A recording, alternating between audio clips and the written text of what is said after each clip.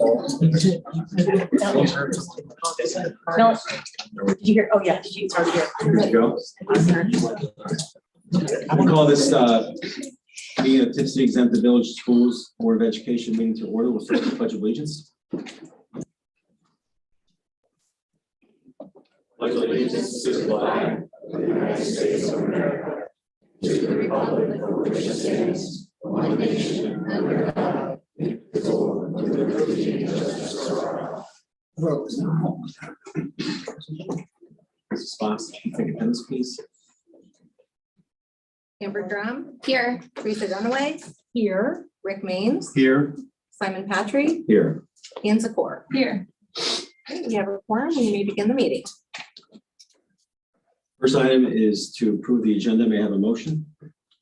I'll move that we approve the agenda. I'll second. Motion by Mr. Main, second by Mrs. Drum. Is there any discussion? Yes, and can you, I'm sorry, Mr. Peck, I'm having a connection problem, but I will get there, I promise. Is Thomas here? Oh, you want mine? No. How did you get I'll it? pull it up. I couldn't log in at first either. The Wi-Fi was acting kind of funky, but it finally worked. Okay, I can't pull it up, so I'm going to kind of go by memory. I would like to add an executive session, time sensitive, at the, I believe it's number 7 old business. Okay. Is that right? Yeah, old business 7. It is very time sensitive, and that would be fall under complaints against public employee or official. And a second executive session at that time frame, due to some interrelations, matters required to be kept confidential. And again, I'm sorry, I don't have my. Here, just use mine. Go ahead. I already have mine written down.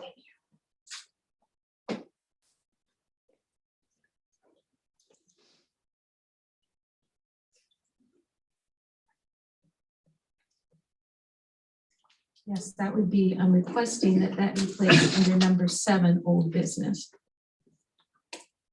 And again, in that particular spot, due to some sensitivity issues. Sequence. Do you have the revised code section for the confidential? I'm sorry, I don't know. I'll look it Oh, up hang real on, quick. Simon, I can pull it up real quick. It's always G, H, I, and J. Give me a second. G1. I don't have it exactly. It's always H, I, yeah, it's always H, I, and J. Dr. Conover, can you get that folder right there in the corner of the counter? We're gonna do a little track thing. And we'll go through and pass it to Tom. Oh, Amber has it, Simon. Oh, yeah, that's right. Yeah. It's G5. Okay, thank you. Thank you. Just got it. Got it. By federal law, regulations, and state statutes, is that what you're going under? No, I think it's by, but for matters to be kept confidential, required to be confidential. Yes. Yes, G5.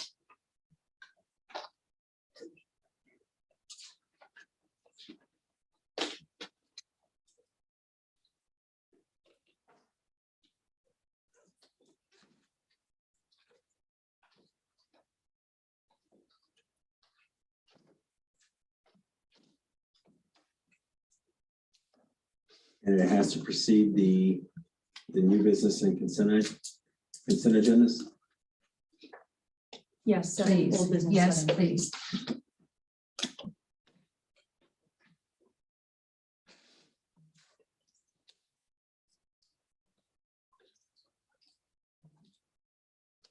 Is there any other discussion related to items on the agenda? I don't know if she saw it before. No, I don't. I'm okay. Mrs. Dunaway. Yeah. So then new business item K. I would like to discuss the employee exit process. Let me know if I'm when you're ready, Mona. Is this a new motion? Yeah, that would be new No, business. no, so right now, Oh, sorry. what we've been doing the last few weeks, which I think has worked well, Okay. is we've all discussed various items we'd like to add. Mhm. And then there appears to be a consensus. I've entertained a motion for all of them. Doesn't appear to be a consensus, then I'm going to ask people to make individual motions. So what do you want me to proceed? So right now, we've got 2 items from Mrs. Zakor. and I'll then- second hers then. You What- want me to do it now? No, Oh, we can do it individually, but that's going to result in a lot of motions and take up a lot of time. sure. And so if you want to share what you're wishing or desiring to add, we can all then start discussing whether we think there's a merit to it.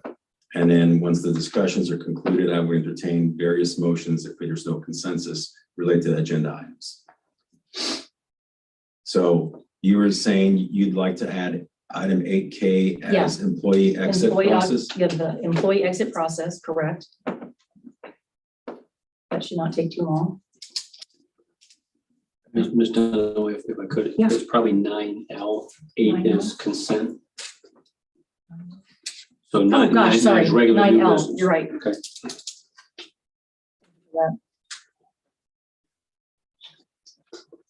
Thank you. So then, new business M, motion to discuss legal fees.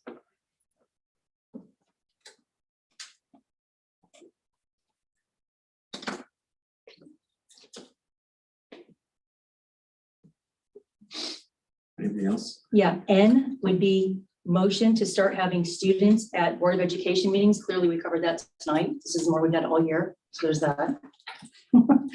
O, student handbook violation. Oh, sorry, student athletic handbook violation. I forgot the athletic. P would be superintendent goals. Oh, I'm sorry. Oh, Okay, yeah, students stop at me. meetings and then it was athletic, what? I'm sorry. Okay, student athletic handbook violation.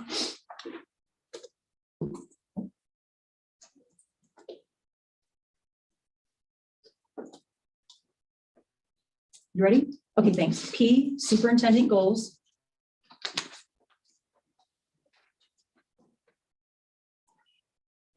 Q, superintendent survey. And that was a carryover from last month, but it got tabled, so it's still new business because we never talked about it at the last meeting.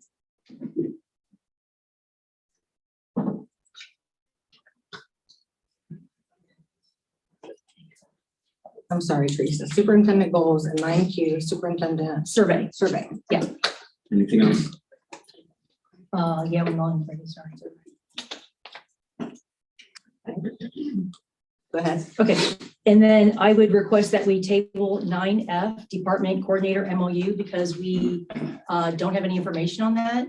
So I would suggest we do that at a work session after we received information.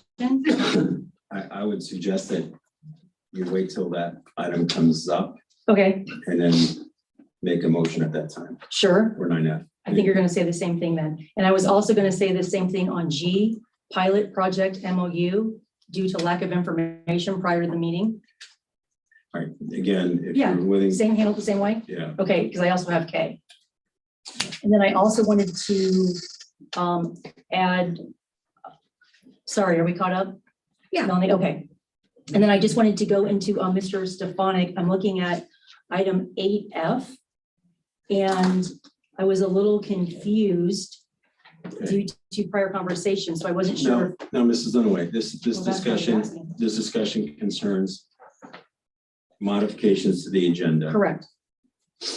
I was gonna modify something. If you're wishing to, on a consent agenda, Mhm. you can remove it without motion.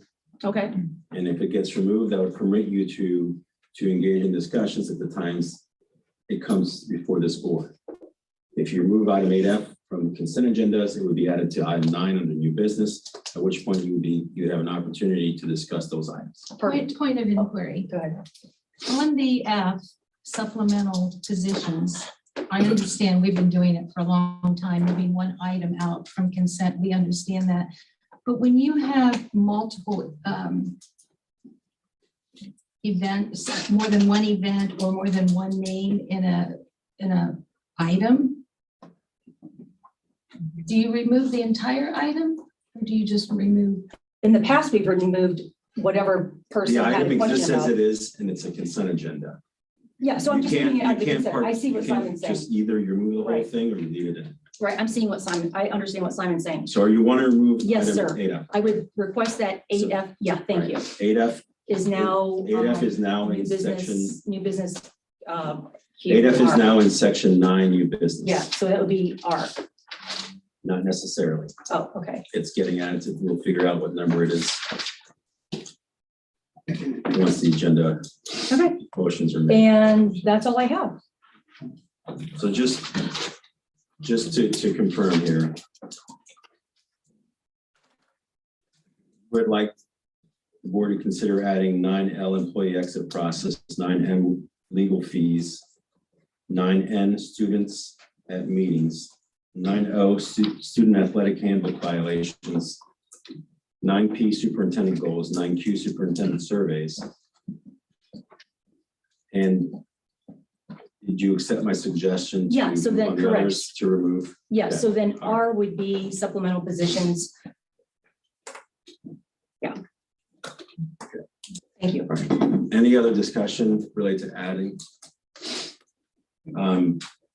I think adding the executive session items certainly makes sense.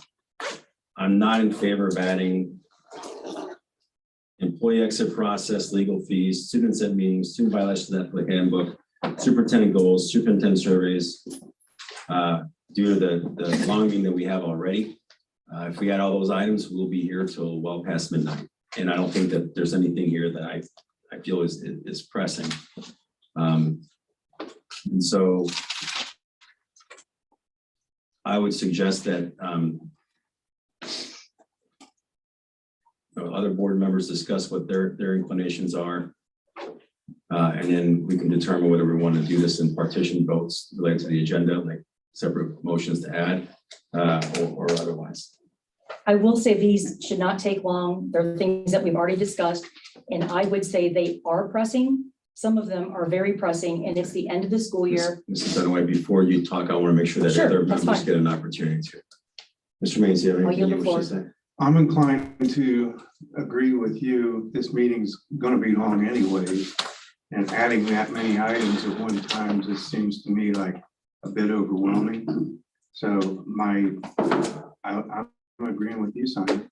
Mrs. Drum, do you have anything you wish to add?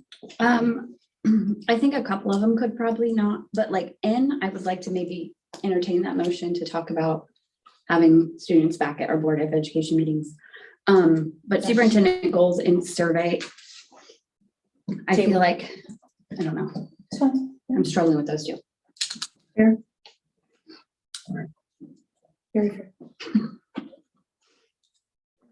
Any other discussion? Mrs. Dunaway, you had some other. No, yeah, I see your point. It's just, yeah, I completely see your viewpoint.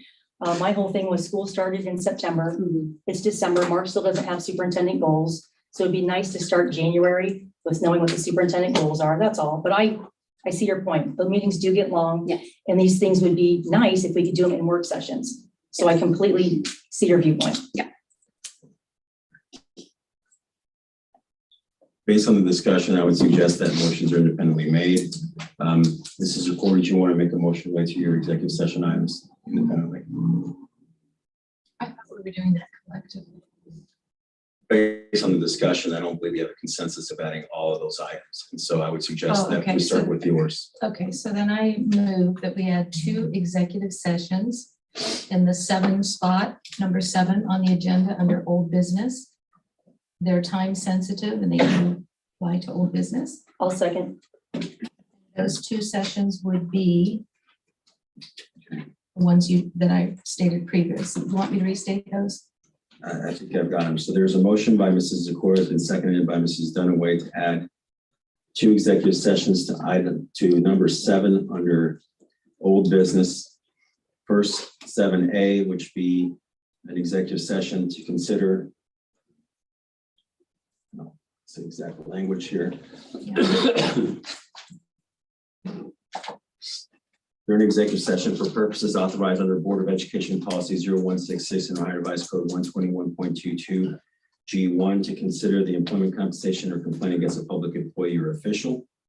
Item 7B would be to adjourn to executive session for purposes authorized under Board of Education and Policy 0166 and Ohio Vice Code 121.222 G5 concerning matters required to be kept confidential by federal law, regulations, or state statutes. Is there any discussion related to the motion? I have one question for Mrs. Zakor. Is it just the board or are you going to invite people in? Is it just the board or is it undecided? Just the board initially and possibly the superintendent is, and Dr. Tuttle possibly. Okay. That was my only question. I still second.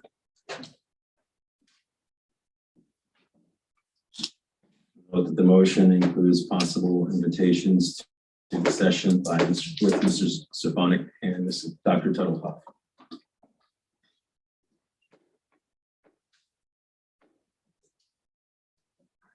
Any other discussion? Mrs. Fox, if you could take the vote to amend the agenda to add the executive sessions as moved. Zakor, Yes. Dunaway, Yes. Drum, Yes. Means, Yes. Patrick. Yes, motion passes. Then they'll be modified to add items 7A and 7B as stated in the motion by the board. All right. Now, I would suggest, Mrs. Dunaway, if you wish to, Sure. Item L would be, oh, sorry. you would make a motion. Yeah. I make a motion to add item L, employee exit process. You're gonna do each individually? Isn't that what you told me to do? That's fine. Yeah, I'll do it however we have been doing it, but Is there a it was a little second? unclear. I'm sorry.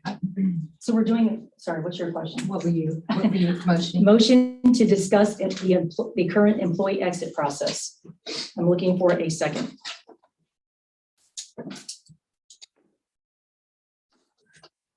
Motion dies for a lack of a second. No problem. Motion M, which might not be M, motion to discuss legal fees. Is there a second? Second. Motion by Mrs. Dunaway and seconded by Mrs. Zakor to add to the agenda discussion concerning legal fees. Is there any discussion? Is there a time frame in particular that you're referring to? legal fees? Just this year, January to December. Any other discussion? Mrs. Fox, please take the vote. Dunaway, Yes. Zakor, Yes. Drum, No. Means, Yes. Patrick. No. Motion passes.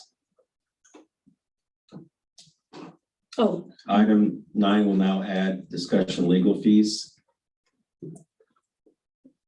Will be added as 9L. All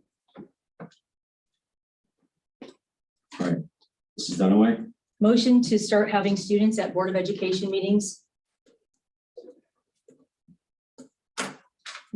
motion to discuss students at Board of Education meetings, is that what you're saying? Yeah, motion to start having students at Board of Education meetings. We can just vote yes or no. If it's a no, there's no discussion. Simple. People don't want it. Right, so right now, the motion is to amend the agenda. So, Right, these were my additions at the very beginning of the Agenda meeting. I added the item. so your motion is to add discussions related to having students at the Yes, meetings? yeah. Okay. Is there a second? I'll second for discussion purposes. Any discussion? Yeah, am I not incorrect that they're allowed to come anyways, right? So why are It used to, we? well, it used to be formal. We Point of used to order, do- right now, Oh, sorry. the only thing before this board Yeah. is whether it's at, the discussion will take place at that time if it passes. All right, So so I- right now, the discussion is to add, whether to add this to the agenda item. I have a question which pertains to the motion. And I didn't think it was a funny motion whatsoever, because my question would be, are we talking about students? I mean, are you saying as part of the board? a It student would be rep- more formal like we used to do. We used to have kids come in and do the pledge. We used to highlight See, different It buildings. needs clarity. What is? Well, it that that would we're- come in the discussion. So yeah, Okay. we can discuss all of that. It used to be more formal. And then this year we stopped having kids. It stopped this It year. would stop with COVID, but Yeah. yeah, so The merits of the discussion are going to be held at the discussion if it Okay, so exits after the If it agenda. passes, right. So any other discussion related to the merits of adding it? I don't have a second yet. I believe you do, Mrs. Dunaway seconded Okay, it. thank you. Yeah, Okay. okay. Oh, okay, good. This recorded. Gotcha. Ms. Fox, please take the vote. Dunaway, Yes. Zakor, Yes. Drum. Yes. Mains. Yes, Patrick. No. Motion passes. Discussion concerning students and meetings is now added as 9M.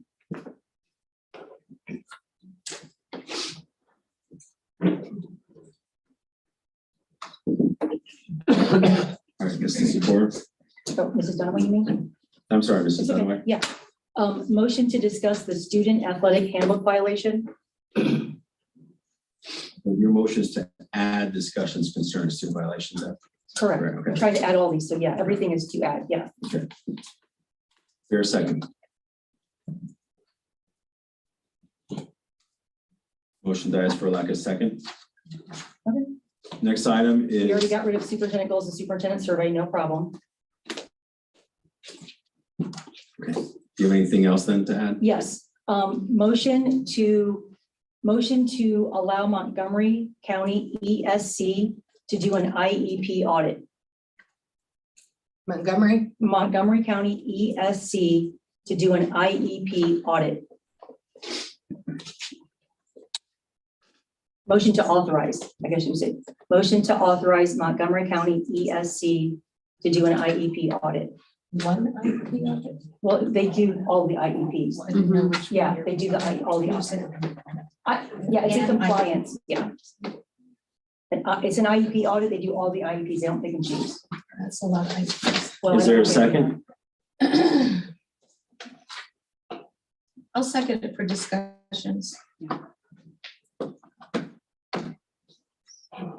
Present motion is moved to add a motion to authorize the Montgomery County ESC to perform an IEP audit. Correct.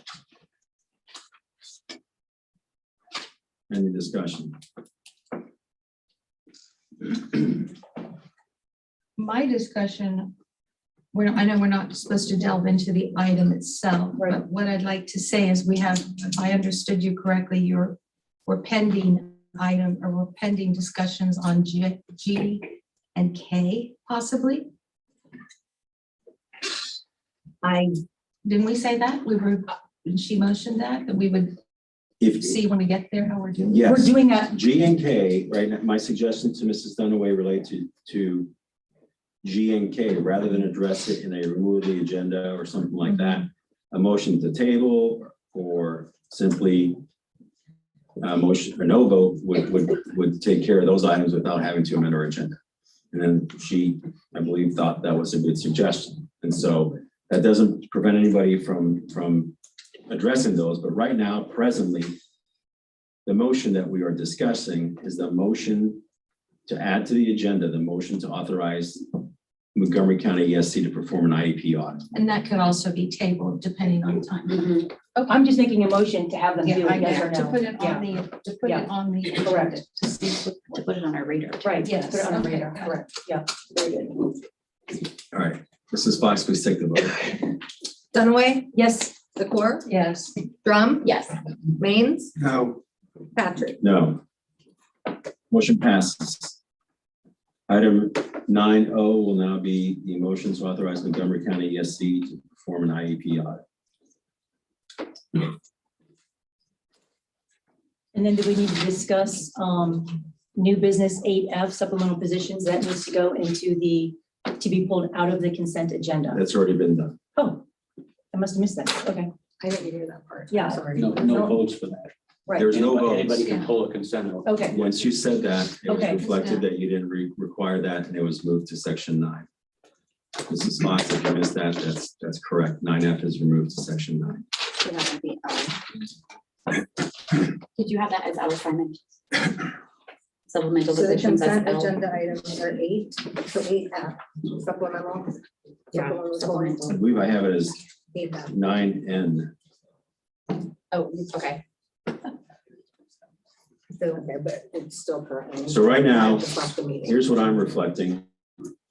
New business has added the following items. 9L, discussion of legal fees. 9M, students at meetings, discussion related to students at meetings. 9O, a motion to authorize Montgomery County ESC to perform IEP audit. N, 9N. The three. The supplemental. 9N, Oh, I see, the supplemental will get. Because the pulled down. supplemental got pulled down. so 9L, legal fees, 9M, students in meetings, 9N, student violation, or no, I'm sorry. 9N is motion to authorize Montgomery County ESC for IEP audit.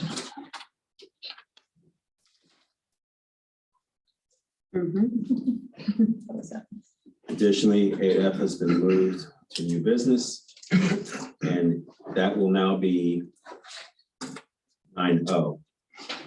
So the supplemental positions is now 9O. I thought 9 was IEP audit. No, that's and You can burn 9N. them, but there's one. Yeah. It all falls They to flip. another thing. 9N is the IEP audit. 9O is the supplemental positions. Additionally, we have item 7A and B that were added related to executive session. Any other items related to the agenda? All right. Next item is 2A, committee reports. Miami Valley Career Technical and MVTC meeting minutes. Mr. Mains. Okay, I actually thought we had received the October minutes at the last meeting. The November meeting, the minutes just came out today, as far as that goes, from Dr. Wilde. He had mentioned that they were, there was quite a bit to the meeting or minutes. So, but most of the board meeting we spent was concentrated on hiring issues. So, but I do have some other things to talk about as far as CTC. We held the sophomore career days just this last month. And in that time, most all of our partner schools had sent 3,320 students to the career days. So it went very well. The other thing I wanted to point out is that starting in January of 23, the Career Technical Center will open the largest part of the building, and that building or that part of the building is called the Spine, and it's a 2-story portion of the building, and it will come online and house many career technical programs on the first floor, and all the academic courses will be on the second floor. So with the addition of that space, Miami Valley CTC will be able to open 3 additional career technical programs next year. Engineering will be offered on the main campus starting in 2023. And then we're excited to expand the total number of career technical programs to 43 programs. And in addition, we're going to be adding a second section for the veterinary science program, and also and that'll come into play in the 2023 year. There are also, I think it's appropriate to mention that there are several adult education programs that people can check into, and I'm going to give you a website here in a few seconds, but some of those adult career programs, including dental assisting programs, electrician programs, HVAC and technician programs, heavy equipment operation programs, practical nursing programs, precision machining programs, and registered nurse diploma. And then in addition to that, they have several adult education short-term courses, and that includes nurses' aides and welding and phlebotomy. And then we also have MVCTC Aspire classes. Those classes they're free classes for adults seeking to improve academic and workforce skills. And the classes are offered at different times and locations all around Montgomery, Greene, and Preble counties.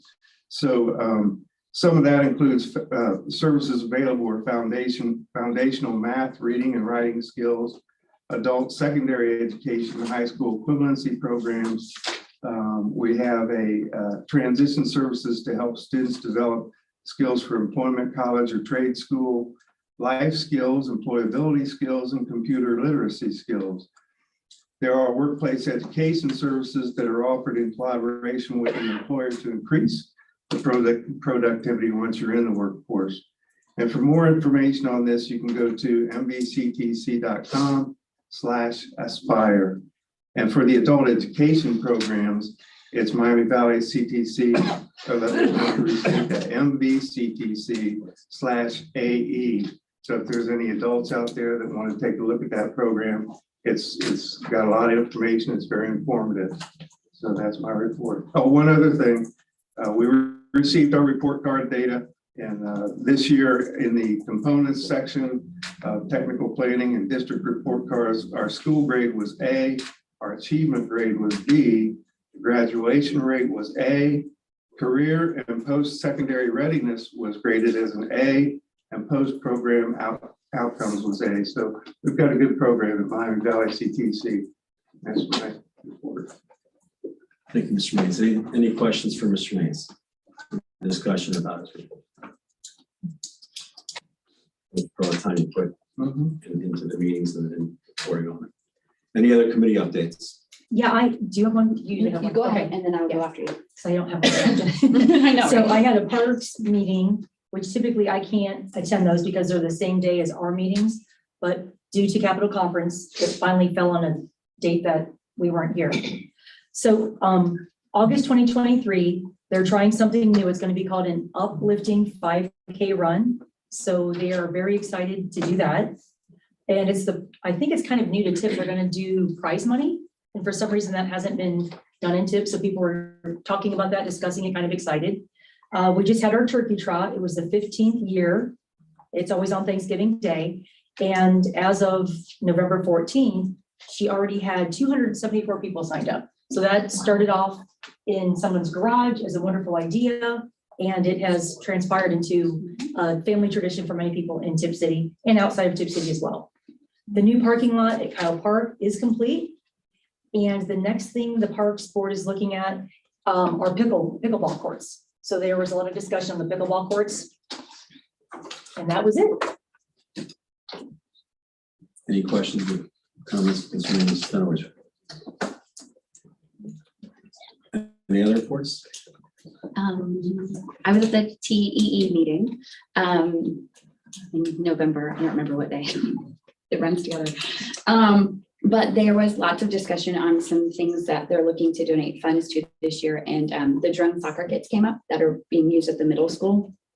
And in case you guys don't know what they are, it's a kit that's designed to build an actual drone. So the kids map it out, decide or whatever, and then all the pieces come together and they actually build it.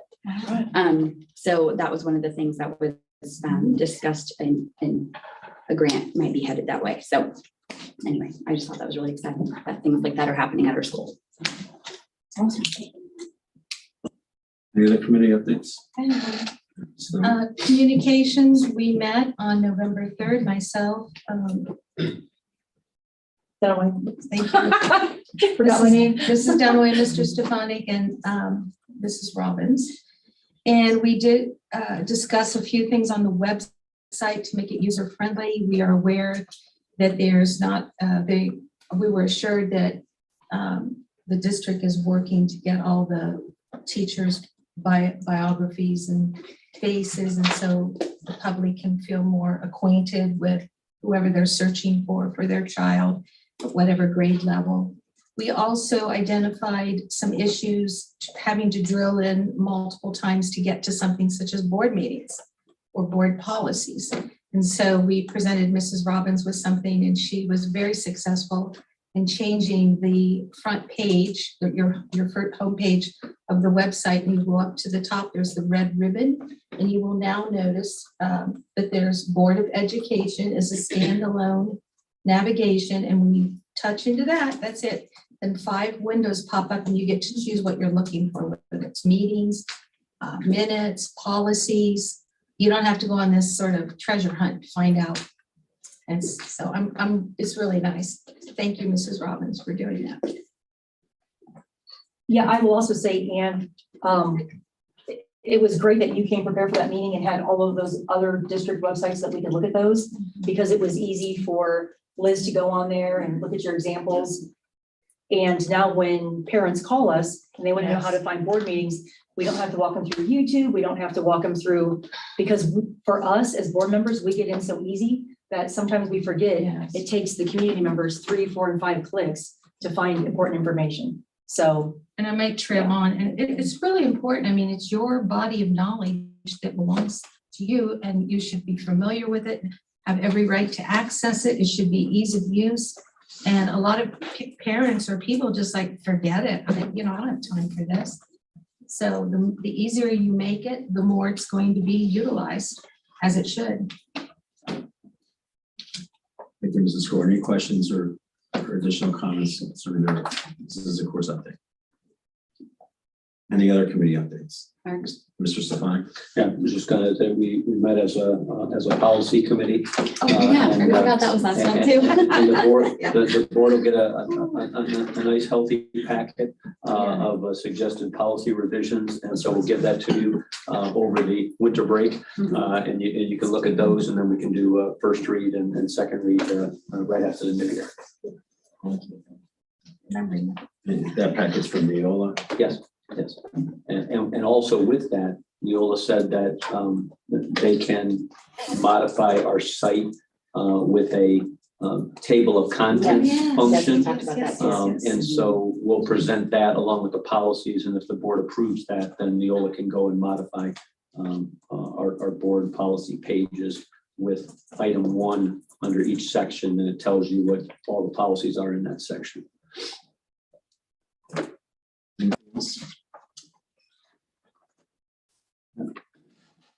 Next item, 3A. Comments, superintendent comments, all sports and championships.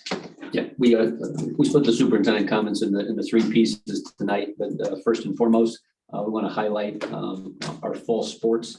The last 2 years, our sports programs have come away with the conference all sports trophy, and this year they came out of the gate, very strong. You can see at our middle school, they won 3 out of 6 of the MVL championships. And then if you click on the attachment, the high school was very impressive. I think there may have only been 2 sports, and you can see there's 2, 4, 6, 8 that won league championships or pieces of championships. And we go beyond the conference. And we have district qualifiers, district champion, runners up. We have regional champion in football, state qualifier. We have Landon Kimmel finished 25th in Division I cross country. And football, of course, was in the Final Four this year. We have 3 players of the year in conferences. And then if you scroll to the second page, you see just massive numbers. 68, I believe, that were either first team or second team all league in various sports. And then we go on to all state is a healthy list as well. And so our students are not only playing sports for the joy of the sport, but they're truly excelling across the board. And so congratulations to all the athletes and their coaches and their families for the support that they give our students. Give them a hand.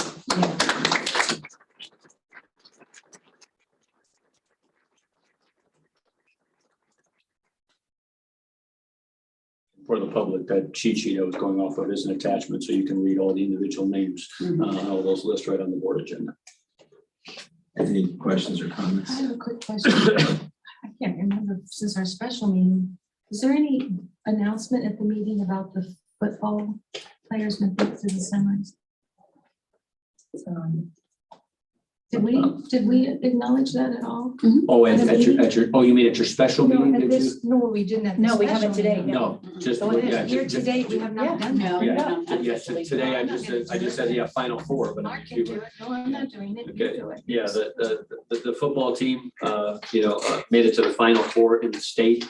That doesn't just happen every day. And so that was an extremely impressive run that the football team had.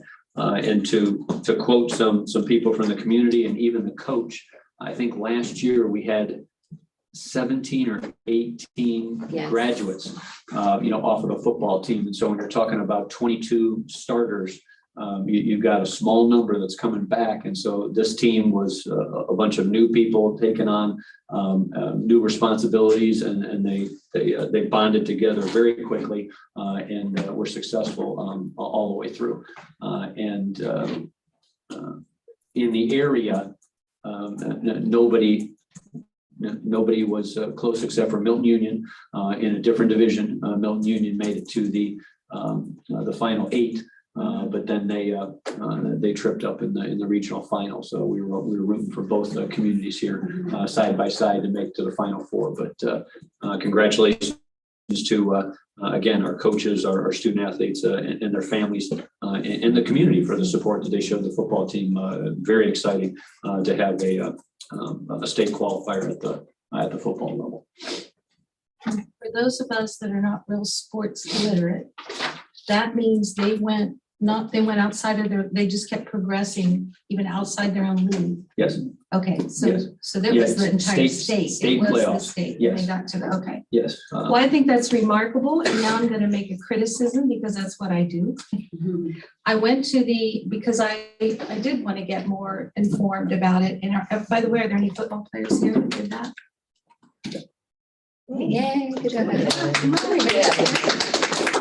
I wanted to learn a little bit more, so I did go to the high school athletic tab, and I went to the fall sports under football. And unless my computer's not doing something right, I went to the roster because I wanted to look at the names. There's nothing there. I mean, this is like a couple weeks ago. This was after the fact. And does anybody know about that? Because I could not find it. I checked it on different. So here's my point. That's a big deal, and the name should be there, in my opinion. It should have been there right from the beginning. When you're on a team and you show up and you practice and you're putting forth effort and time and parents and whatever, unless there's a confidentiality issue you wish not to be there, it should be there. That's my view. It's simple. You just enter the data, boom, it's done, it's there in place. And particularly given the accomplishments that you achieved through the season, I hope that those names go up promptly at the beginning of this week. Anything else? As with all the sports, by the way, not just football. Anything else? Congratulations to everybody for a wonderful performance. We're extremely blessed to have great athletic department, great coaches and parents and students that dedicate so much time for excellence in sports. Mr. Stefanik. All right, item B, every year we have to present to the board that we are following all of the guidelines for food service and nutrition. And so without further ado, oh, there she is. Mrs. Hagan is in the back doorway, and she can present the information that the board needs to meet this mandate. Yes, so as you said, annually, we are required to report that we follow board policy 8500 and 8510, which states the district will comply with federal and state regulations. We also, all of our cafeterias comply with the nutritional standards that are also state law. I did send you a little statement of all the basic highlights. So if you have any questions, feel free to reach out now or anytime, but we definitely do our best to make sure that we follow everything to the T, and we have some great cafeteria managers that help do a lot of extra effort for our kids. Thank you. Thank you. Any questions for Mrs. Hagan? Thank you. Thank you. Thank you. Next item is the Tipp Pride. Yes, at the October meeting, I believe, the board asked me to extend an invitation to Tipp Pride to come out and present some information, at a future board meeting. And Mr. George selected December 12th. And so he is here.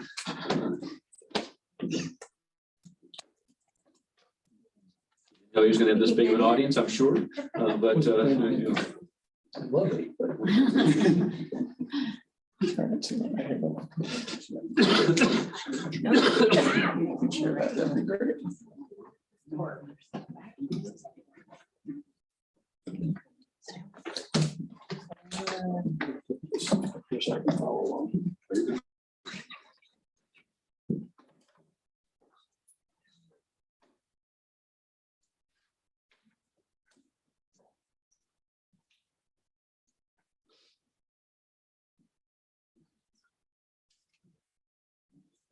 While they're pulling up your PowerPoint, I'd like to thank you for accepting our invitation and coming here today. I appreciate that. Thank you. Thank you. I appreciate the invitation and the opportunity to address this group and the community.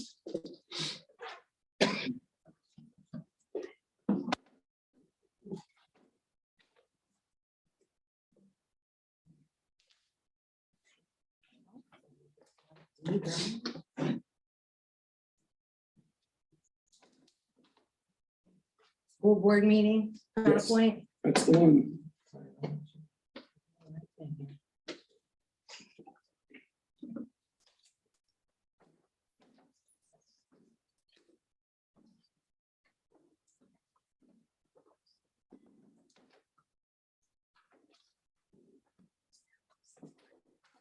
Sorry. you're fine.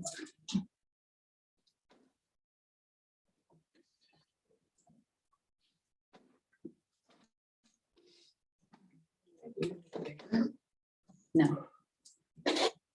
You need Thomas? Oh, no, right, yeah. There it is. Yay.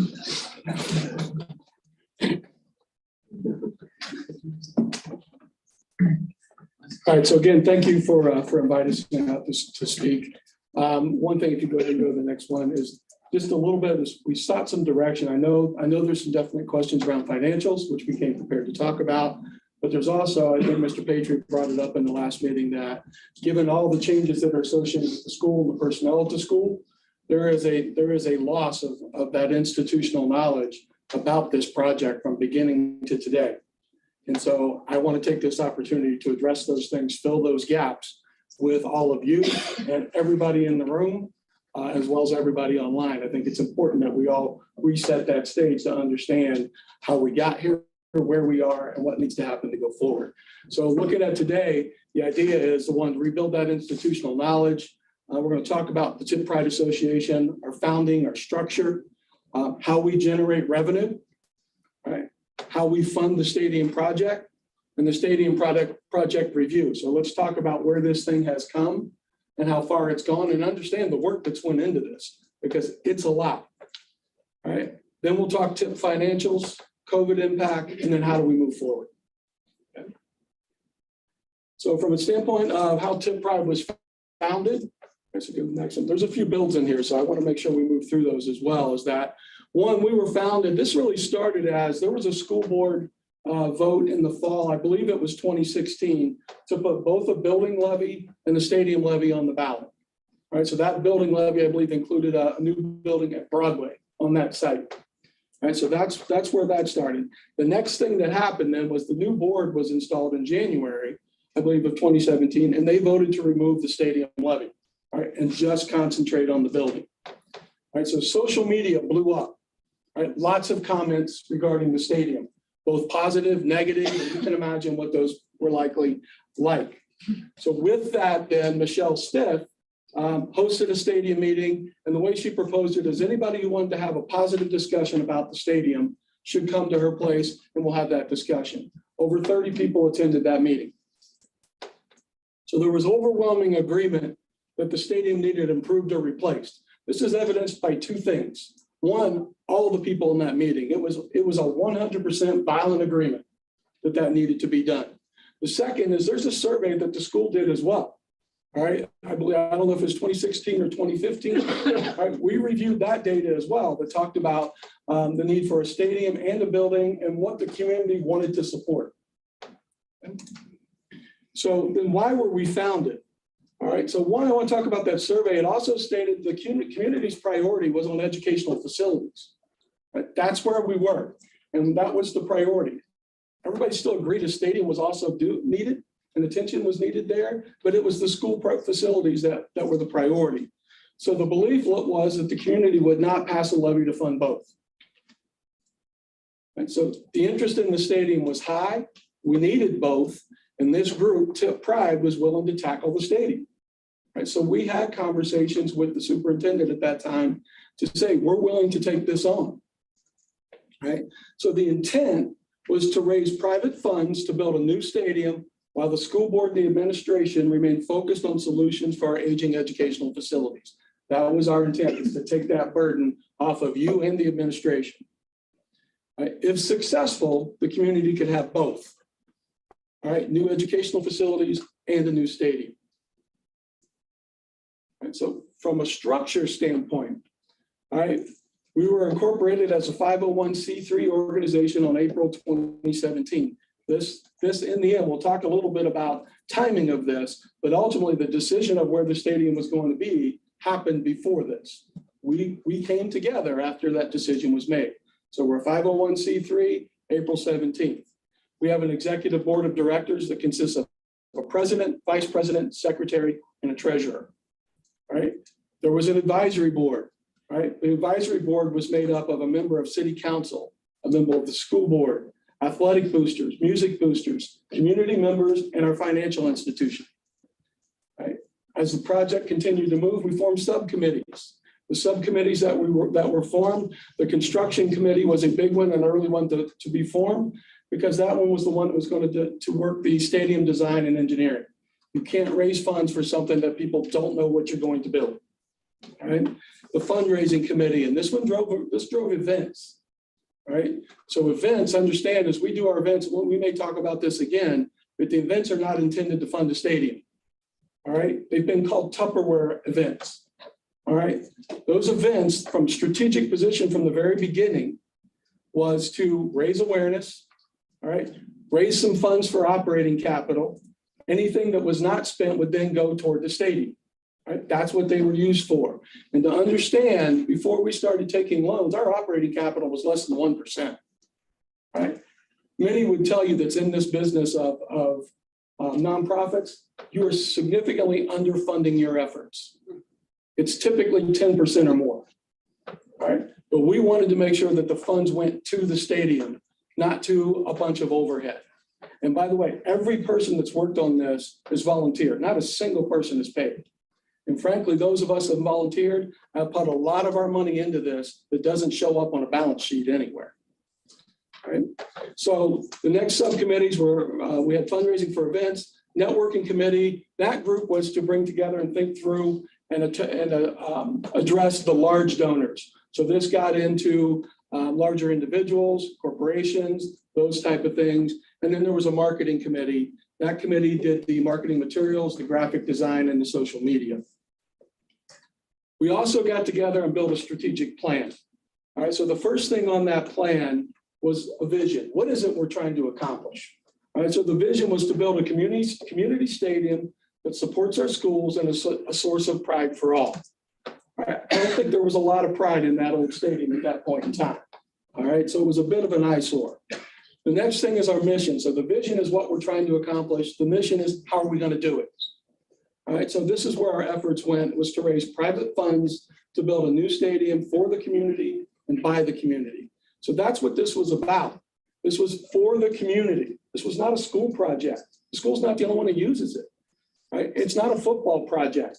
Football's not the only one that uses it. Soccer, band, and every student that goes to a game, every parent that goes to a game, for the community, by the community. And by the community is extremely important because I don't know who else we think is going to fund this. All right. We will get some limited support from outside this community. There will be businesses that will want to do that, but the majority of these funds have to come from this community. And if we're not willing to do that, then we have what we have. Okay. So from there, the strategic plan, we looked at what are our priority issues.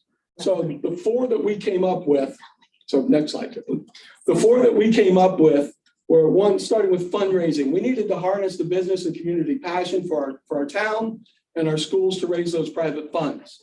Team members, we needed to accumulate and organize a broader array of skills and talent. We need to get as many people involved as we possibly can. And I will tell you early on, we weren't really good at it. We had lots of people willing. We didn't know what to do with them yet. There were so many other things to get ready and plans to be made. We couldn't actually use their services yet. And we lost some because of that. And it's hard to get them back. Communication, the need to provide regular, consistent, transparent communication to the community that builds trust, excitement, and inspires people to get involved. And I will tell you, I think we were very good at that the first few years. Right? Have we been good at it recently? Not as good as we should be. And there's some reasons for that. Some are excuses, but they're reality. And then the last thing is construction. The one thing we had to do in this was to drive action. There were 30 years of attempts to do this that failed, every one of them, for lots of different reasons. But for the most part, is people wanted to see something happen. No one believed that we were going to get anything done.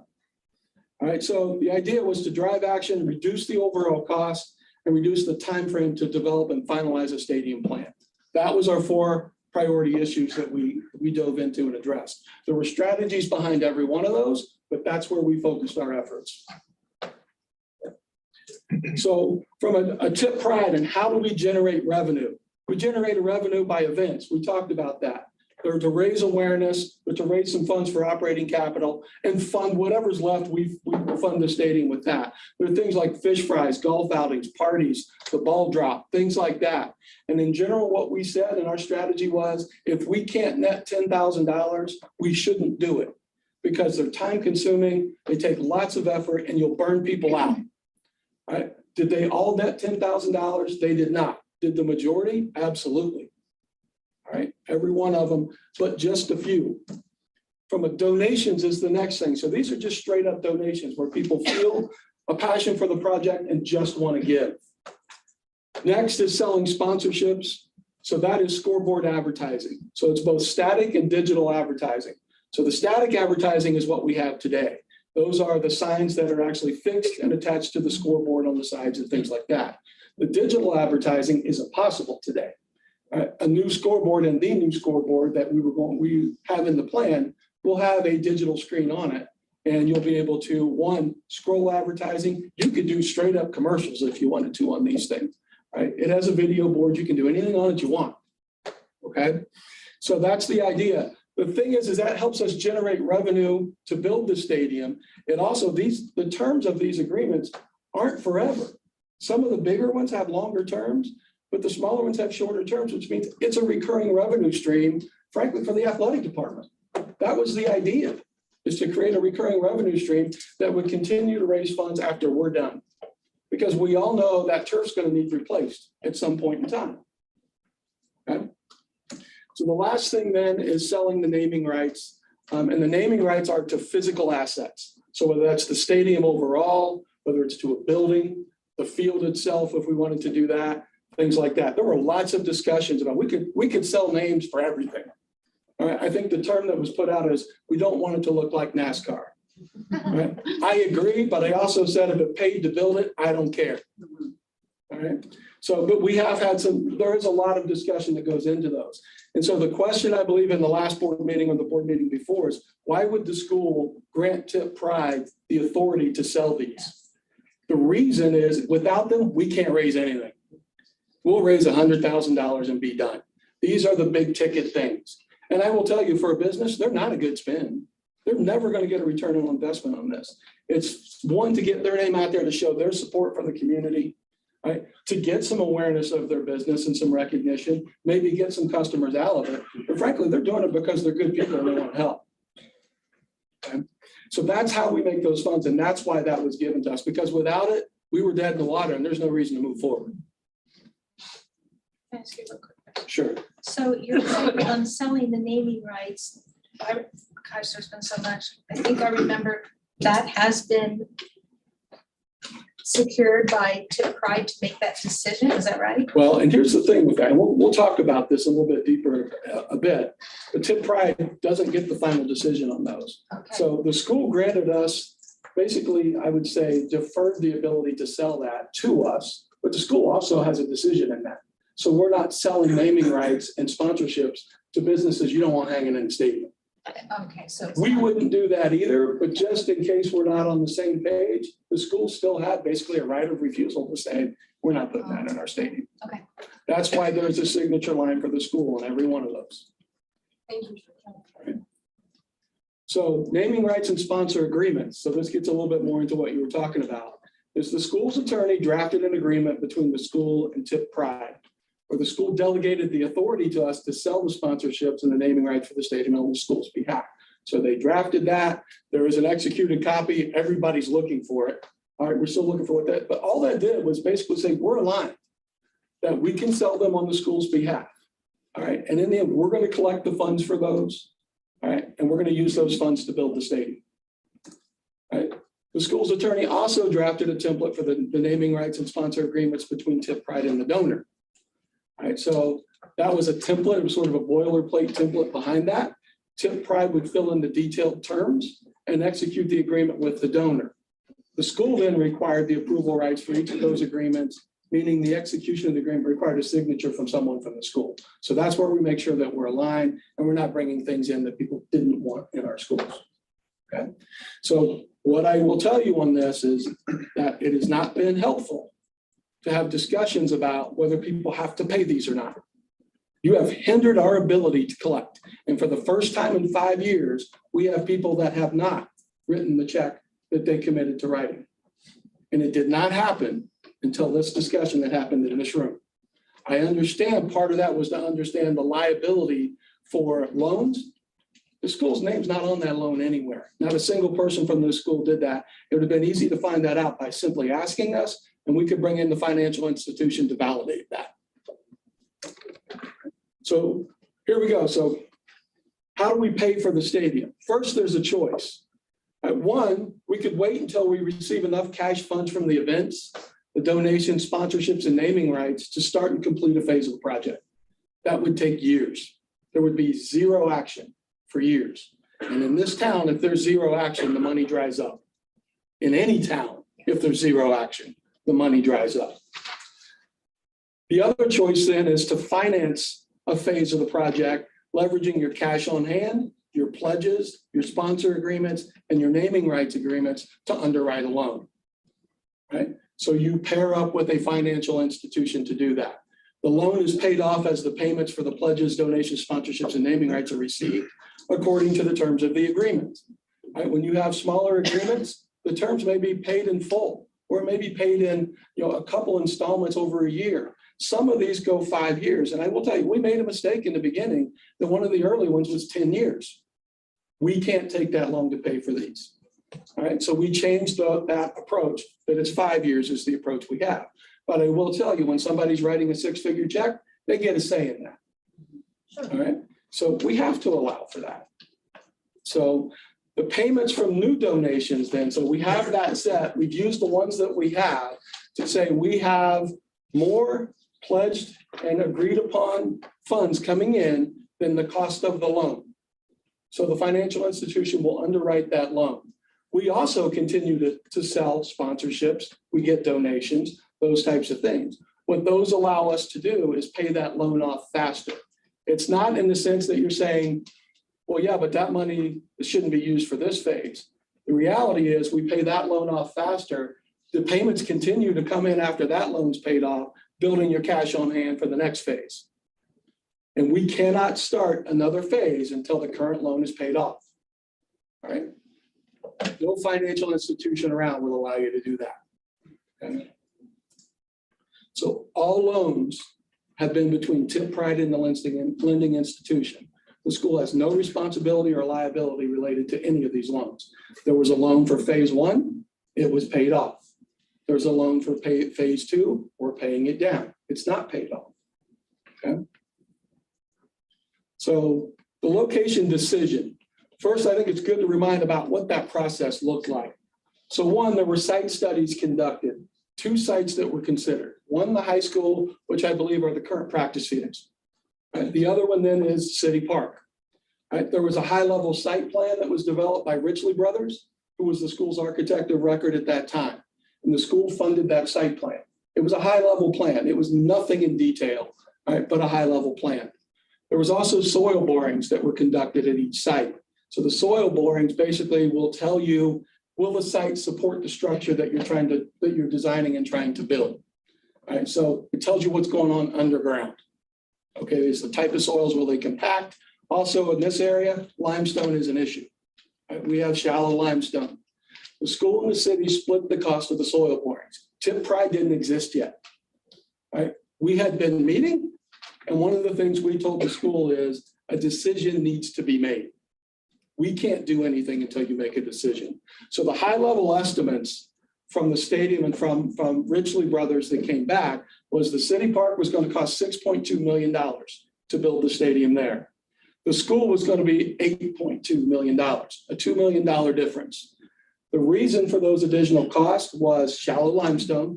So think about that when you're trying to put support in the ground and you're trying to put up light poles that go 100 feet, 80 feet in the air. You can't get them deep enough to keep the wind from blowing them over. All right, so there's lots of other things you have to do from an engineering standpoint to get that to work. So shallow limestone, there's a limited existing infrastructure in those fields, additional required parking that could not be grandfathered at the school site.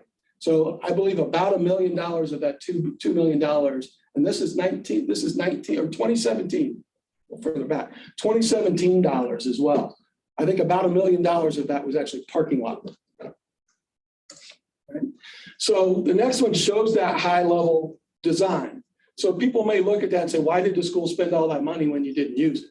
Well, we didn't use them to develop our detailed plans.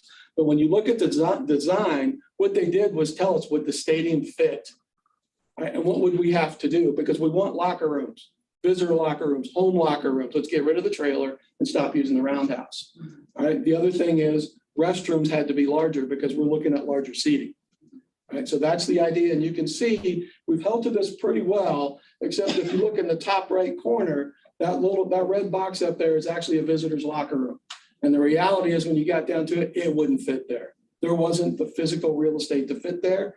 And the utilities from the pool and the stadium are right there. So you couldn't put it there. So we had to come up with another part of that in the design. So I wanted to show you this to show you that's what the school paid for. That's where we got, and we leveraged this as we went forward. So the location decision, all right, for the school, it was $2 million in incremental cost over the park. And there were limited options to do in phases. Right? There was limited existing infrastructure. So you'd need to complete the majority of that stadium prior to being able to use it.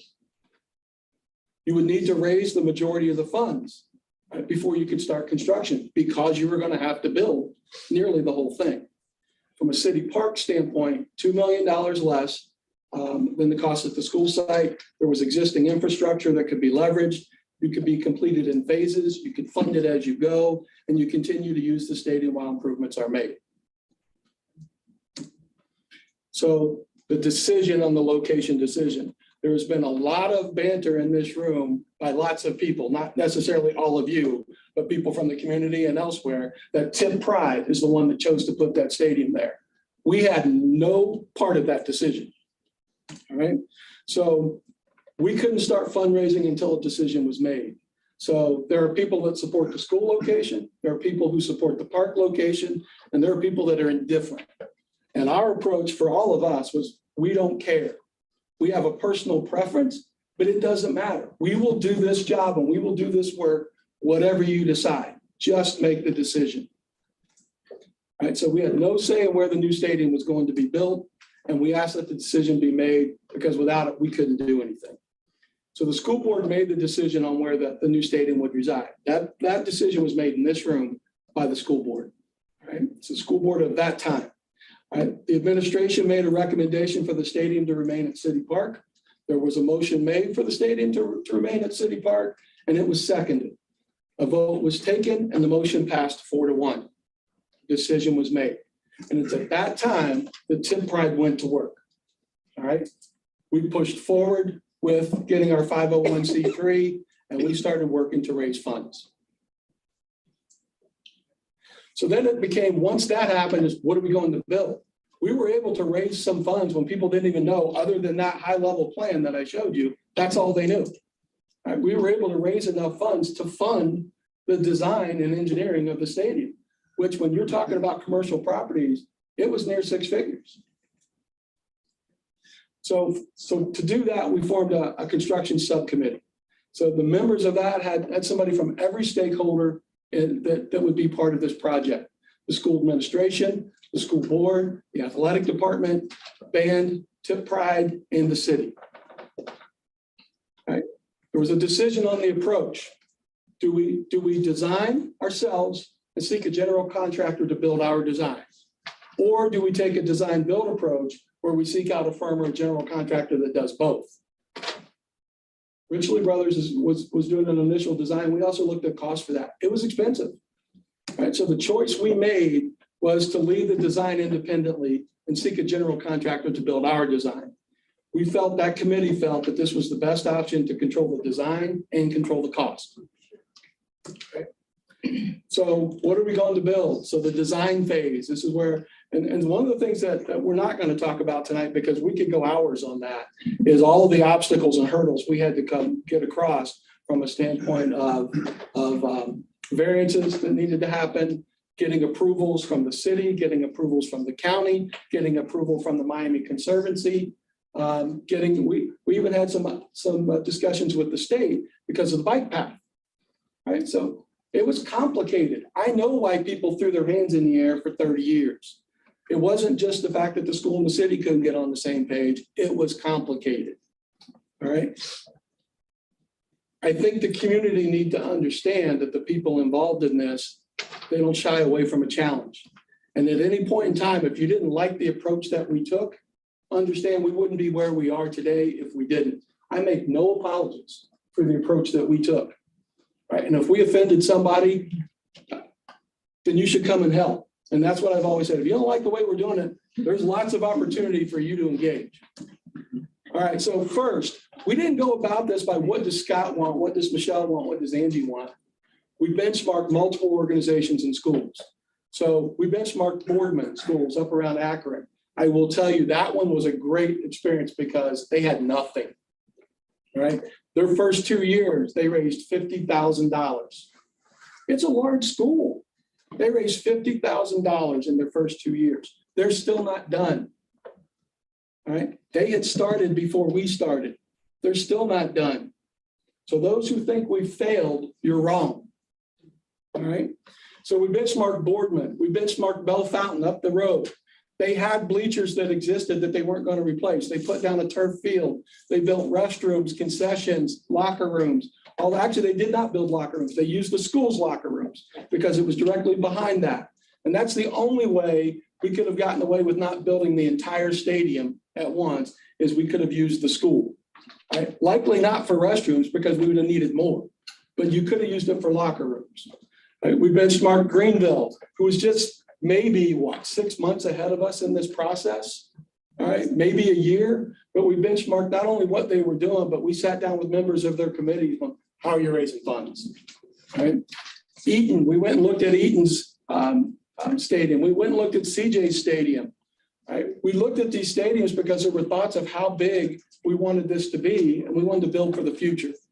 And there were a couple decisions, a couple thoughts we had when we went and looked at it. We're like, we can't put that in our park.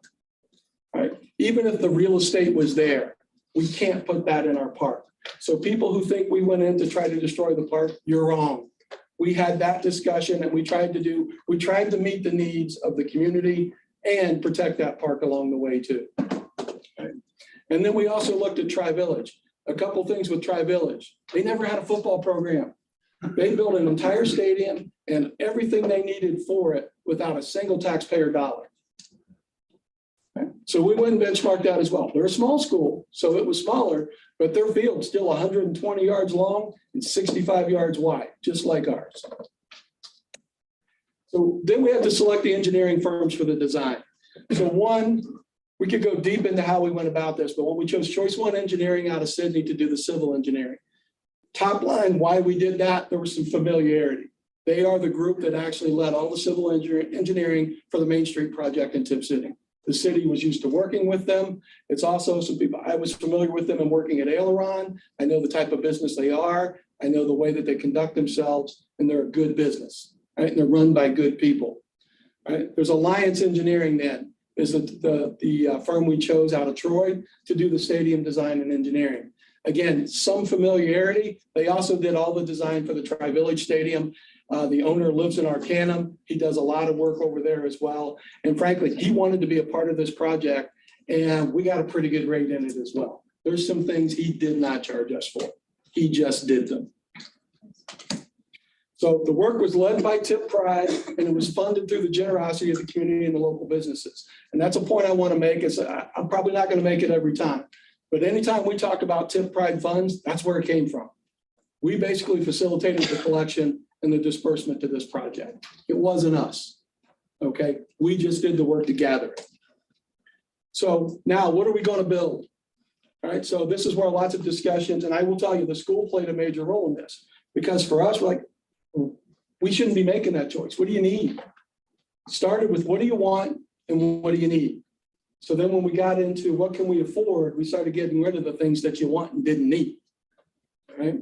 So where it came down to, artificial turf field, the playing surface, 120 yards long, 65 yards wide with about 10 feet of skirt around it. The reason that's important, 65 yards, is people will talk about soccer fields, right? The standard length, or what I would say is the width of a soccer field for a major league soccer field is 70 yards. I think there are 2 fields in Ohio for high school that are 70 yards. If you have a track around your field, it's not physically possible.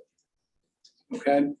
So they're all 65 yards if you have a track around it. There is no doubt. Okay, we chose 65 yards because frankly, we didn't have any more real estate, right? We were already bumping out into the park 10 feet to fit the restroom in there. We weren't going to ask for more. And it's what everybody else has, all right? So that's what we did. The new buildings consist of home concession and restrooms, home and visitor locker rooms, officials room and trainers room. You have to provide those now, all right? Visitor concessions and restrooms, home and visitor ticket booth, and an entrance plaza. So when you come in, there's a place for people to come in and not stack up right inside the gate, all right? Home bleachers, where we came down to was a 2,000 seat capacity on home bleachers, right? For visitors bleachers was 1,000 seat capacity. Right, so current stadium, prior to the work that was just done, we had an 1,800 seat capacity in our stadium, including the band bleachers. Right, so we've increased that size by about 1/3. Okay, so the project that happened this year with the bleachers that were purchased out of necessity and timing works out pretty well. I hand it to the facilities group and Bruns for coming up with that, and the administration, in the sense that they were purchased. It's not wasted money. Those bleachers can be used around on the visitor side. There may be some design work that has to be redone because of their height and their length. May require a little more egress behind them because all the egress is behind. All right, which means that we have planned for that anyway, and there's going to be a retaining wall. We will push toward the bike path, but we cannot move that bike path. All right, that takes an act of Congress pretty much to move that bike path. All right, so LED lighting for the stadium. And the reason we chose LED lighting, 2 things. One, it's cheaper to run, way cheaper to run. All right. Second, it's brighter. All right. So you can focus it on the field. And the third thing, again, community, is the halo effect of LED lights does not spill out into the community like the current lights that are there. It's focused on that field. It will be better for everybody that lives around there. Okay. Scoreboard. Again, we talked about a new scoreboard. It was going to have video capabilities as well. So you could highlight lots of things at the school. You could highlight the students and the athletes, those types of things, and do advertisement. The sound system was going to be a sound system that was actually timed and speakers all around the field, all pointing in. So if you have enough speakers that you don't have to turn the volume up as high, and again, it doesn't spill out into the community like the current ones that we have. And then stadium fencing, because we were moving it, we were going to have to refence that, and a curbside drop zone. So a place where actually we could look at the folks that they're getting a little more up in the years. We'll call them seasoned people. We could drop them off at the gate. All right. So We've all seen pictures of this in some respect. But as you can see, based on that initial design that I showed you, we have the plaza. To the left then is the concession and restrooms that was part of that. That is the concession restroom is done. And the far left corner, top left corner is the home locker room. All right. The far right corner is actually the visitors concession and restroom. And then the building that's closest to the street on the right side, that's the visitors locker room. So when you go to halftime, the teams go opposite directions. All right. So that's the way this was designed. And so this is the detailed design behind that. So the next thing to do then was to select a general contractor. All right, so we submitted a request for bid to 5 local general contractors. Those 5 were Bilbrey, Brackett Builders, Ferguson, Shook Construction, and Bruns General Contracting. 4 bids were submitted and 1 declined to be a part of the job. There was one of those contractors that said, we're only a design build firm. We don't want any part of this. There were others that also expressed lots of apprehension about this being built in phases and a multi-year project. So Bruns General Contracting was chosen by the committee as the general contractor. And this is a little bit of the criteria behind that. But 1, reputation, all right?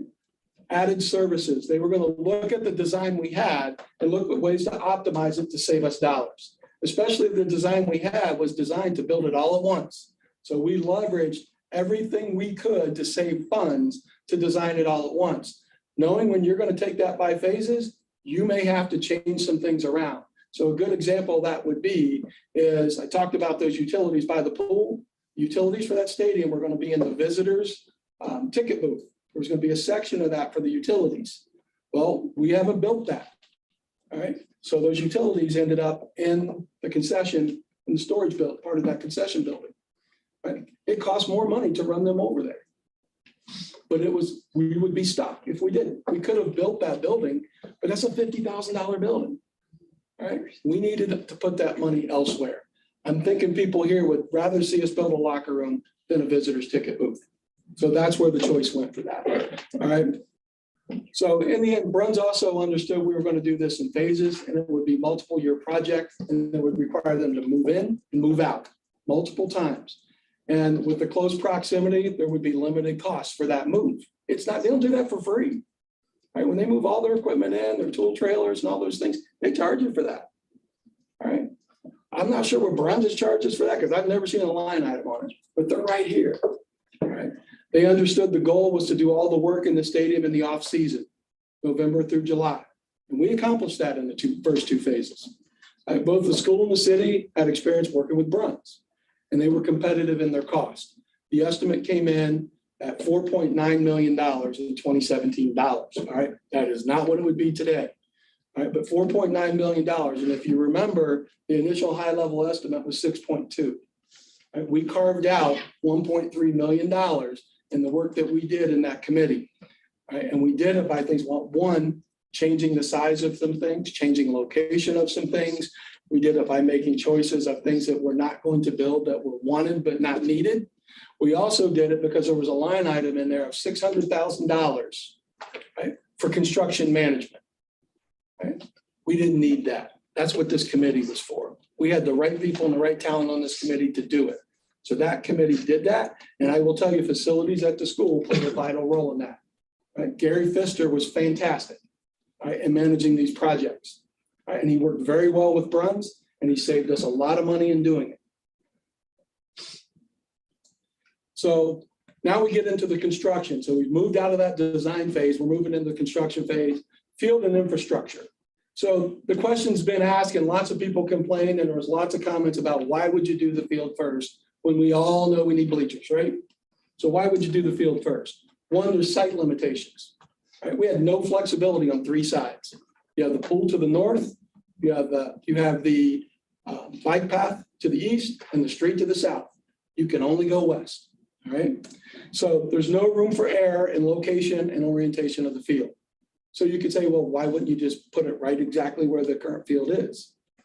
It's bigger, right? Wasn't longer, but it was wider. All right. So, and it's also, could you site that in and do the work from a standpoint of surveying and get that right? Yeah, you should be able to, but what if you didn't? All right. The other part of this then is it provided infrastructure to remove rainwater from the site. It didn't have it. Right? You can ask the people in the band that ran shop vacs out there getting the water off the field for the band competition the year before we put this in. The fact that they lost at least 10 bands from that competition because of that particular incident. It couldn't shed the water. Right? So the infrastructure was there to do that. All we had to do was connect under the field to it. Okay. We improved the safety on the field. All right, so one, I don't know if anybody here walked across that field before that turf was put on it, but when we go to golf courses, we call those goat ranches. All right, there's divots everywhere, there's holes everywhere. The fact that we weren't turning ankles, I'm surprised we didn't lose band members marching on that field. All right, but the real thing when you get into that, it's around concussions. All right, so when you look at, there's a way that they measure that called Gmax. All right, and the Gmax on an artificial turf field with a concussion pad under it is 10 times greater at dispersing that energy across all of that than an actual grass field. So grass field, that energy might get dispersed here, and on a turf field, it's out this far. So it helps prevent concussions or at least lower the severity of those concussions. And our field has a concussion pad under it. The lowest cost dependency. So when you look at a phase, this one had the lowest cost of any dependencies, saying, like, for instance, if we put in the bleachers and the bleachers upsize, the lights have to change too, right? Because the new bleachers are taller, the current lights are too short, and they're in the way. All right, so that's a dependency. That's what I'm talking about, right? And it's also what we could afford. It's what we had money to do. And then the last thing, we needed to prove to the community that was really going to happen. No one believed it. I can't tell you how many times we heard, we'll believe it when we see it. Well, when you get the biggest part of it, seeing's believing. So that wasn't the deciding factor, but man, it sure was a benefit after all of these. All right, so when we look at that, the time frame of this, the project started in February, we completed it by July. It was actually done early, it was done in June. All right, but we officially made it available in July. All right, so we did the entire field, all right, in that period of time, what, 5 months? Right, the cost, the phase one total cost was $1,145,000 or $1,145,000. Right? The way that was funded was $750,000 came from the Premier Health contract that the school had. It was a contract that was renewed 2 years early, and it was renewed 2 years early because of discussions that were had about this project. Right? Premier Health doesn't have contracts like they have with Tipp City anymore. The fact that we got that renewed 2 years early and we maintained the exact contract that had been carried out for the 8 years prior to that was nothing short of amazing. All right. And then the remainder of that Tipp Pride covered the balance. Again, the community covered the balance. So phase two was concessions, restroom, and storage. So again, why would you go there next? We need bleachers. So one, there was an electrical fire in the existing stadium concessions in the fall of 2018. I don't know how many people know that, but it happened during a game. All right. Current homeside restroom location conflicted with the new bleachers. So the restrooms that were there from the park and the stadium were in the way. New bleachers, well, they'd have to be demolished to put the new bleachers in. The new bleacher capacity required additional restroom facilities. When you say now, I'm going to add another 1,000 seats to this stadium, you're going to have more restrooms, and you're not going to get grandfathered for that. All right. It would clean up the site. We demolished the old concession. We removed the old freezer truck bed that was used for cold storage out there. It cleaned up the site without a doubt. And it provided an opportunity for music boosters to raise the additional funds to finance band and choir. Right? Because I believe they self-fund all of their competitions, right? Uniforms, instruments, all those types of things. All right. So again, think about the first two phases. It was all about the kids. That's where the focus was. Let's do what needs to be done for the kids in our schools. All right. Bleachers are next. I will tell you, if we would have built bleachers first, we'd be done. Everybody'd sit there and say, this is good enough. Right? Well, it's not. So again, phase two, it's what we could afford. That's the funds that we had raised at that point in time. And I will tell you, Bruns is a great partner in this because they work with us, a lot to figure out how could we do this based on the funds that we have and make it economical in doing that. All right, so when we look at that from a timeline standpoint, that one went from November to July. All right, it was a big project, right? Large commercial project with restrooms, commercial plumbing. If you ever pay for commercial plumbing, it's not cheap stuff. The cost for that and the total cost was $942,000, almost $500. All right, it's a crazy cost for a building. But when you look at the restrooms and recall that those restrooms, there's 3 sections in those restrooms that can actually help you manage the cleaning in them as well. So if you have a small crowd, just use the one part. If you have a bigger crowd, use 2. If you're playing Troy, use all 3. All right, so that's how it works. And so in that one, the funding, we had $250,000 that came from the city. All right, it's still, the restrooms are still a shared facility with the park. All right, so the city agreed to pay for part of that. All right, and then Tipp Pride covered the rest. Again, the community covered the rest. $692,500 is what we covered. And those restrooms can be heated. Right. So on the side where the park is, so for those events that are going on in November and December, they actually can heat those restrooms and then winterize them. So the city gets to use them longer. All right. So, but it's set up also to be winterized, that there is actually a hall between the men's and women's restroom that allows them to drain all that water out of there and winterize these things. Those types of design features cost money. Right. So overall, when you look at the stadium costs to date, so for the design and engineering was $95,000. We talked about phase 1 being 1.1 million, phase 2 being almost $1 million. Total cost of construction for where we are today is almost $2.2 million. All right, so that was done by leveraging 1, Premier Health, getting the city engaged, and then the fundraising efforts of Tipp Pride and the community contributing to that. So now let's talk finances. Where are we now? All right, cash on hand. Tipp Pride has $39,000 cash on hand. All right. Our projected annual cash flow is about $144,000. That projected cash flow comes from events. All right, so we typically plan 3 events a year. So it comes from $30,000 there. It comes from donor pledges, sponsorship agreements, and naming rights agreements. That's where that cash flow comes from. If everybody pays and continues to honor their commitments, we will hold true to that. And it will only go up as we get more donors, as we get more sponsorships sold, and more naming rights sold. That cash flow will go up until those older contracts actually have been paid. All right, our outstanding accounts receivable in total is $303,000. All right, so that's what is still owed to us based on all those agreements and pledges. So this is something that I think is important to talk about in this room. I think it's something that's important to talk about with this group as well as the community. And there's been harm done to Tipp Pride's reputation.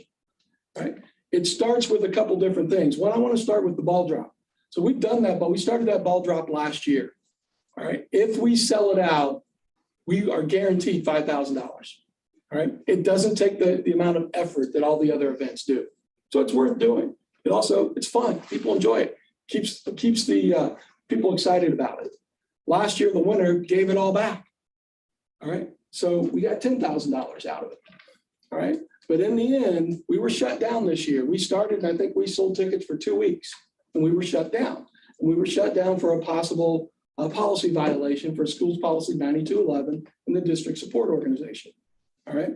This was the second one we've done. And if there was a possible violation of that, it would have been great to have had that discussion, right, before being shut down, because I'm not sure anybody else has ever had this happen before. By the school's own policy, it's clear Tipp Pride is not a school support organization. I can run you through that policy and show you where we're not. I can also run you through that policy and show you where we voluntarily comply with almost every line item in it.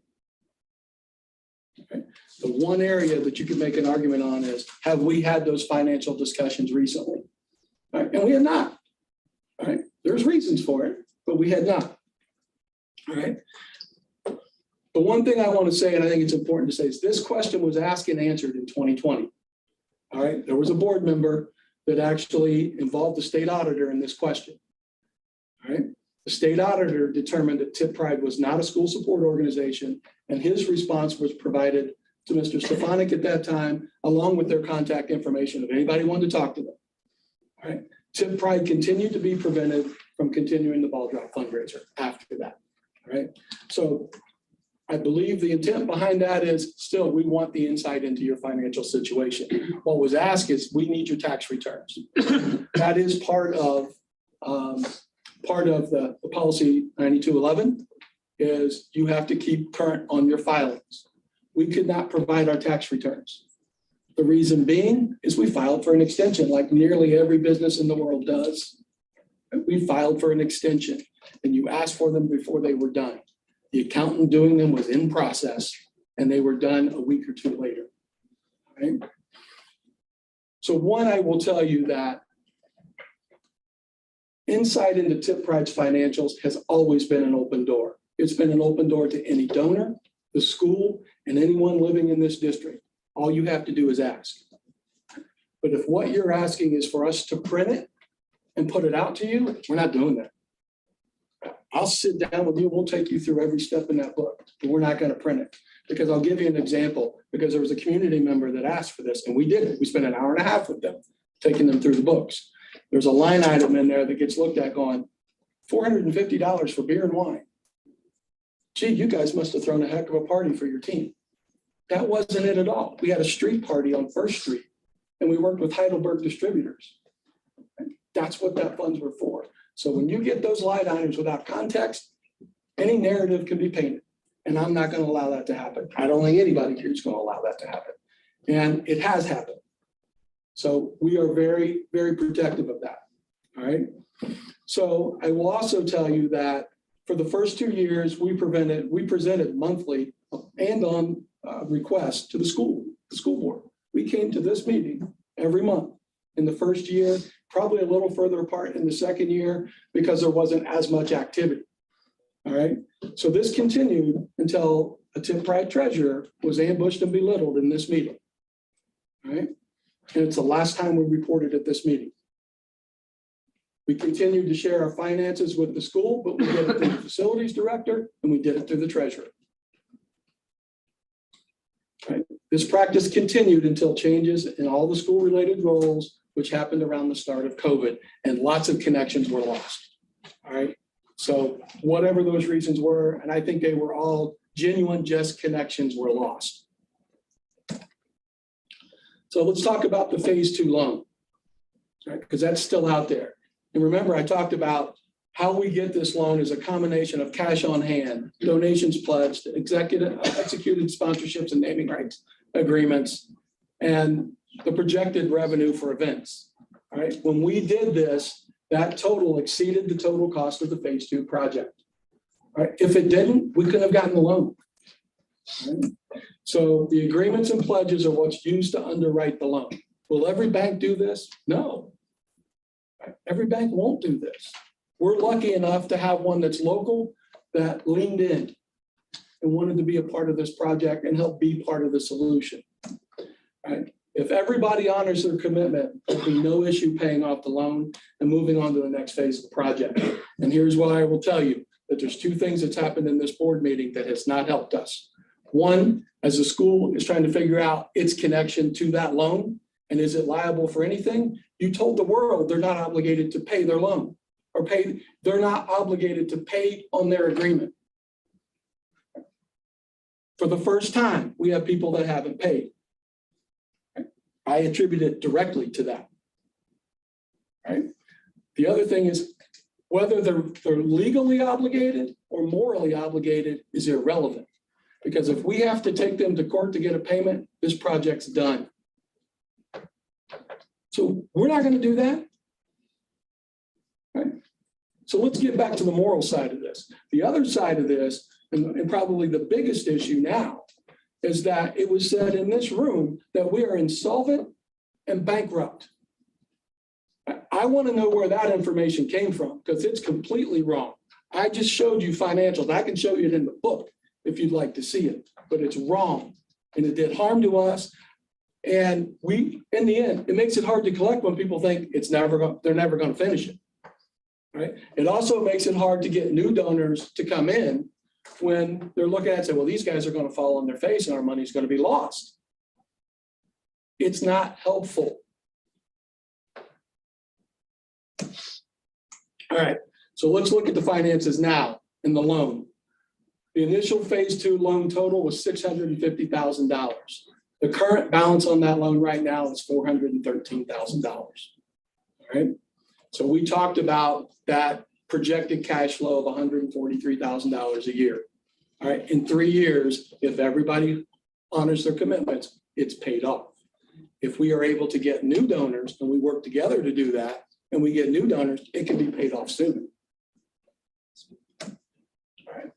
So I do want to talk about COVID impact because it had a big impact. It had clearly a big impact on the school. And I think it definitely contributed to some of those disconnections, but no one could have predicted this, and it shut down the world. It changed the way we educate students. All of us, many of us had kids at home trying to figure out how to do this. Our teachers were figuring it out on the fly. Administration's trying to keep the school going. I commend you all for what you did for that. Right? The stadium was no one's priority, including mine. It was not my priority at that time. I had 2 kids at home. Personnel changed in every role associated with the school. Right? Superintendent, facilities, treasurer, school board president, athletic director. Every direct contact we had changed. There were no fundraising events, none. Couldn't happen. Right? Lost momentum with no activity for nearly 2 years. Right? Ball drop was a way to get that going again. All right. The project has gone on so long, people have lost interest. They don't believe it's going to be done again. We had a big splash and then it stopped. Right? And it stopped by no fault of anybody. Right? None of us could have predicted that. And there's nothing we could do about it. There are things we probably could have done to raise funds, but it would have been small and probably irritating. So how do we move forward? All right. So one, we started this project so the school could focus on educational facilities while we focused on the stadium. This was about the kids in the community. If we all get back to that and that focus, we can move forward. If we don't, this is dead in the water. Right? It's got to be about the kids in the community. Right? The community and our donors must believe that we're working together. That Tipp, Pride, and the school are working together. Right? Everyone needs to honor their commitment. So I'll start with the community. The community, payment of donation pledges, sponsorship, and naming right agreements. If we don't have that, we can't pay the loan off, and there won't be a next phase. We cannot start a new phase until the last one's paid for in full. And people need to get involved. We need more people involved. We've been at this for 5 years. And I told everybody last month, I'm stepping away. I don't have a dog in this fight anymore. All right, I'm stepping away. I am willing to help in that transition to make sure it's successful, but I'm not going to continue to drive it. Right, from a Tipp Pride standpoint, we'll continue to solicit donations and align sponsors and people for naming rights. We'll collect the funds pledged and agreed upon. And Tipp Pride in the financial institution, we're the ones that's taking the risk on financing each one of those phases. We're the ones that's taking that risk. Her name is on that loan and my name is on that loan. All right. And then we have Lori sitting out there who helped put it together. All right. There are people in this community that have risked their neck for this. All right. It would be great to get some support to follow through. The school. All right. One, we need to ensure the terms of the sponsorship and naming rights agreements are honored, because ultimately understand what people are buying are sponsorships and their names on buildings and things like that. When we're finished, Tipp Pride's going to be gone. It will be shut down and no longer exist. So then what's left is gifted to the city and you. Right? So that's always been part of this, is the school will help honor those or work to honor those and make sure they happen. The funding to do signs and things like that should come from the work we're doing. But to ensure that it happens resides here. So The stadium event passes need to be distributed to the appropriate sponsors. Right? Some of these agreements actually give people passes. When you're writing a six-figure check, giving people 6 passes to athletic events, not a big price to pay. We need to do that. The intent was to do that when their asset was built or the sponsor went up. It's gone too long. We've got to do it now. The other thing is when there's events at that stadium, these sponsors need to be recognized in that stadium. So we have conflicting organizations. We're reading sponsorships in that stadium from an organization that did nothing to build it. That doesn't sit well with me. All right, that needs to be fixed. All right, they're doing their work and God love them for doing it because they're volunteering too. But their place is not building that stadium and they flat out told us we took that on, not them. All right, so that should be the space for these sponsors. All right, and we need to ensure the assets bear the name of the individuals and the organizations that purchased them, certainly when they're built. But until they're built, we need to find other ways. Right? We need to find other ways to recognize them. Right? There's been some large checks written, and even if it was $100 check, that might be a large check to that individual. Right? We need to do better. Right? The last thing, Tipp pride in the school, we've got to work together to achieve the goal. Right? The kids and the community. We've got to work together to do that. The community must see that collaboration and trust that we're working together. And the school, we need the school to encourage people to get involved, including staff. We have heard from staff that they've been told to distance themselves from Tipp pride. We heard that. All right. It didn't come from there. That I know. So let's not even look there. All right. But it's happened and we've been told that. So it doesn't help us. They're some of the best and most enthusiastic people out there to do it. Right, so we need that help. We need that encouragement. We need access to be able to send things out through the school like every other organization in this community does. Right? We've never been granted that access. And in fact, we've been flat out denied. So what I would say is the community needs to engage. There's new leadership needed. All right? I'm stepping away. All right. There's others that would be willing to step away. If somebody wants to come in and lead this and say, I would do it, but I don't know that I want to work with you. Right? Because people might say I've been divisive. Right? And that's okay. And like I said, I make no apologies for it because we got where we are by pushing through walls. Right?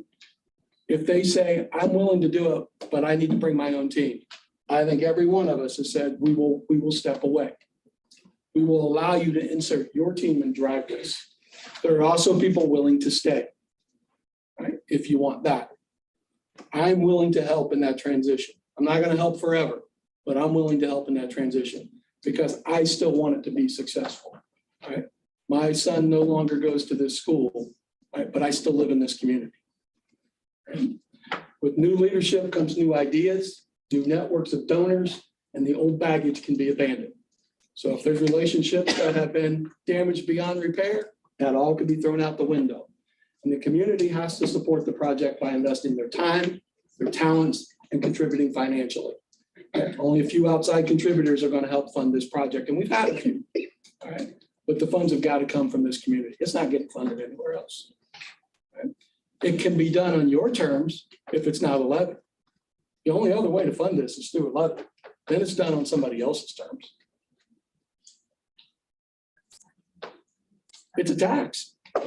If the levy passes, you don't have a choice, even if you voted no. He's saying the school could take over by bringing money.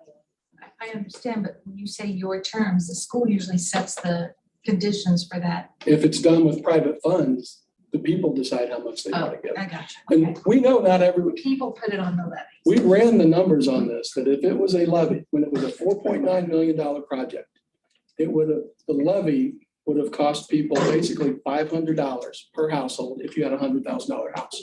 $500 per household for 10 years, and it would have built the stadium. All right, $100 per household. 500 total would have built this entire stadium. We're probably still sitting at the same price right now.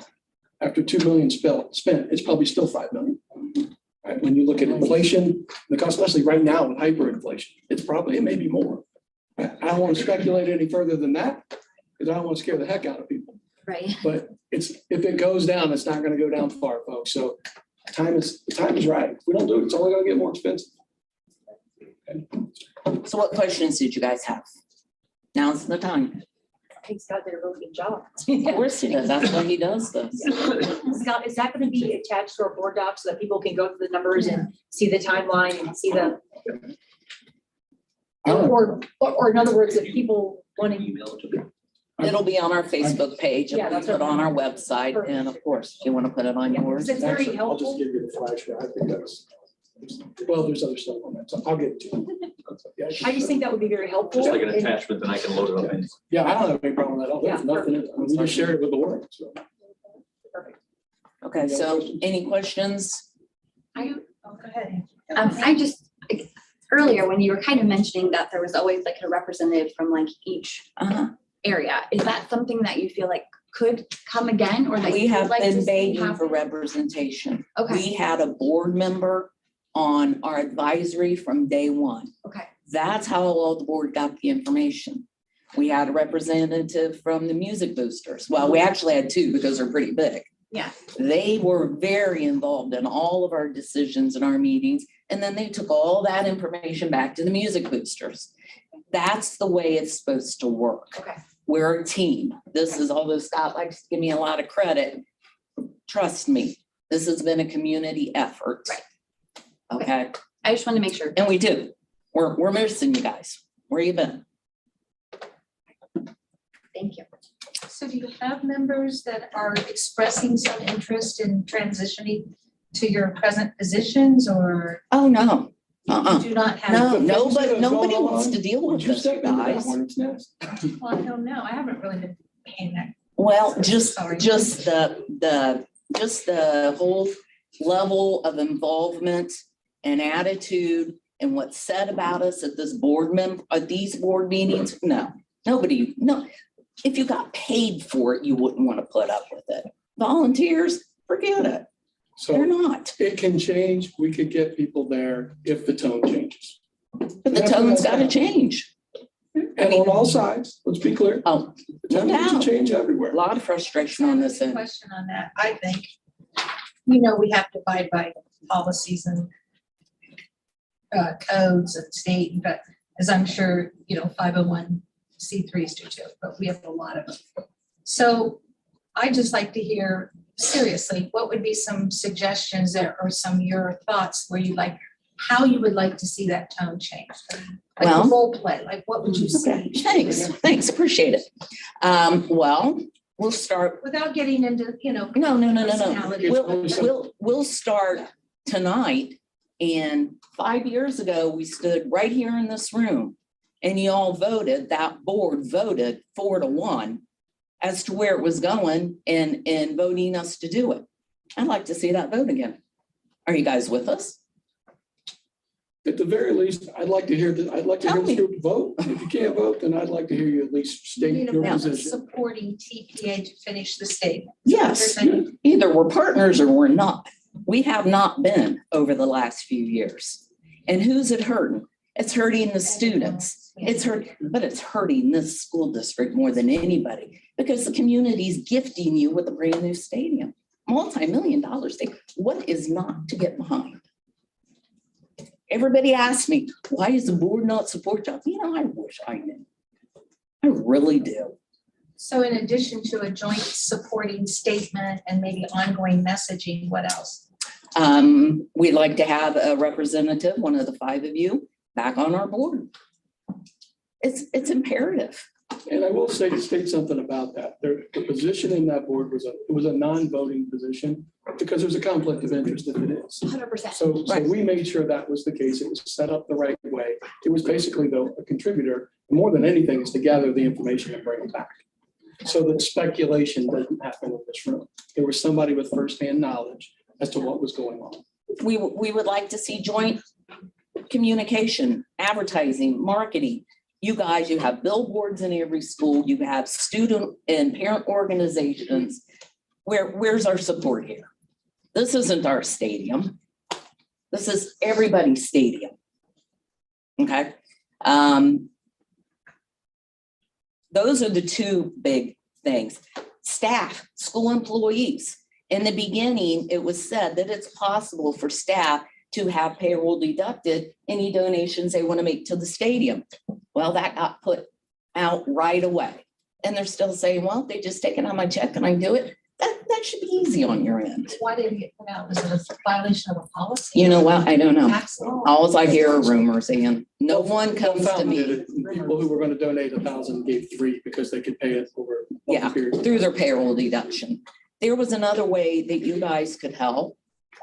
Just through employees who wanted. You're not mandating everybody give a portion of the paychecks, but people who wanted to donate, that was a good avenue for them. Okay, that worked. Representation at the fundraisers. Again, it cost you nothing. And you know what? They're actually fun.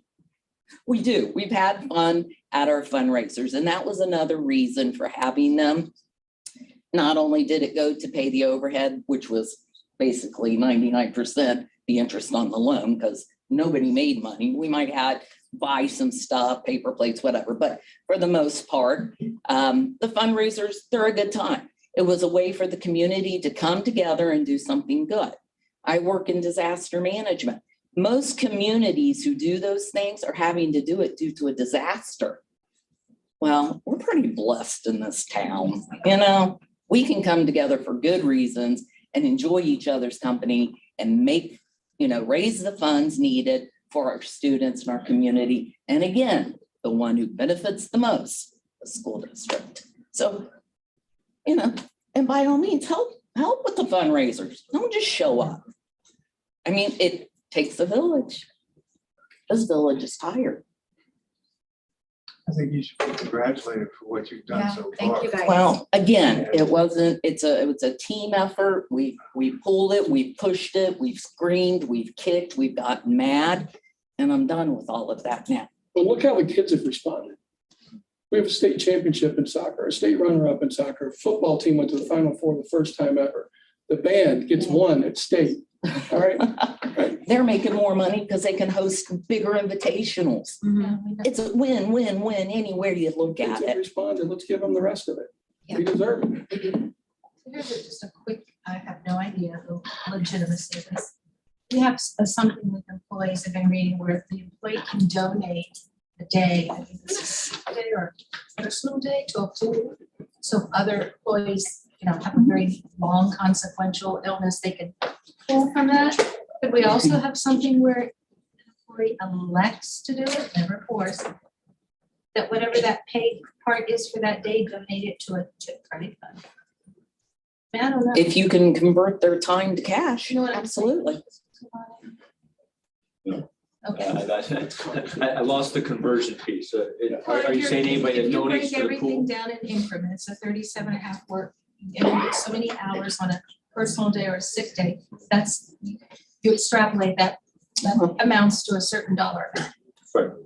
And rather than using that or reserving it, which an employee can do, but if they choose to take that instead of reserving it for themselves or donating it to a big pool of collection for somebody else, could there be a separate fund, Tip Pride, that you can say, I will donate it to that fund?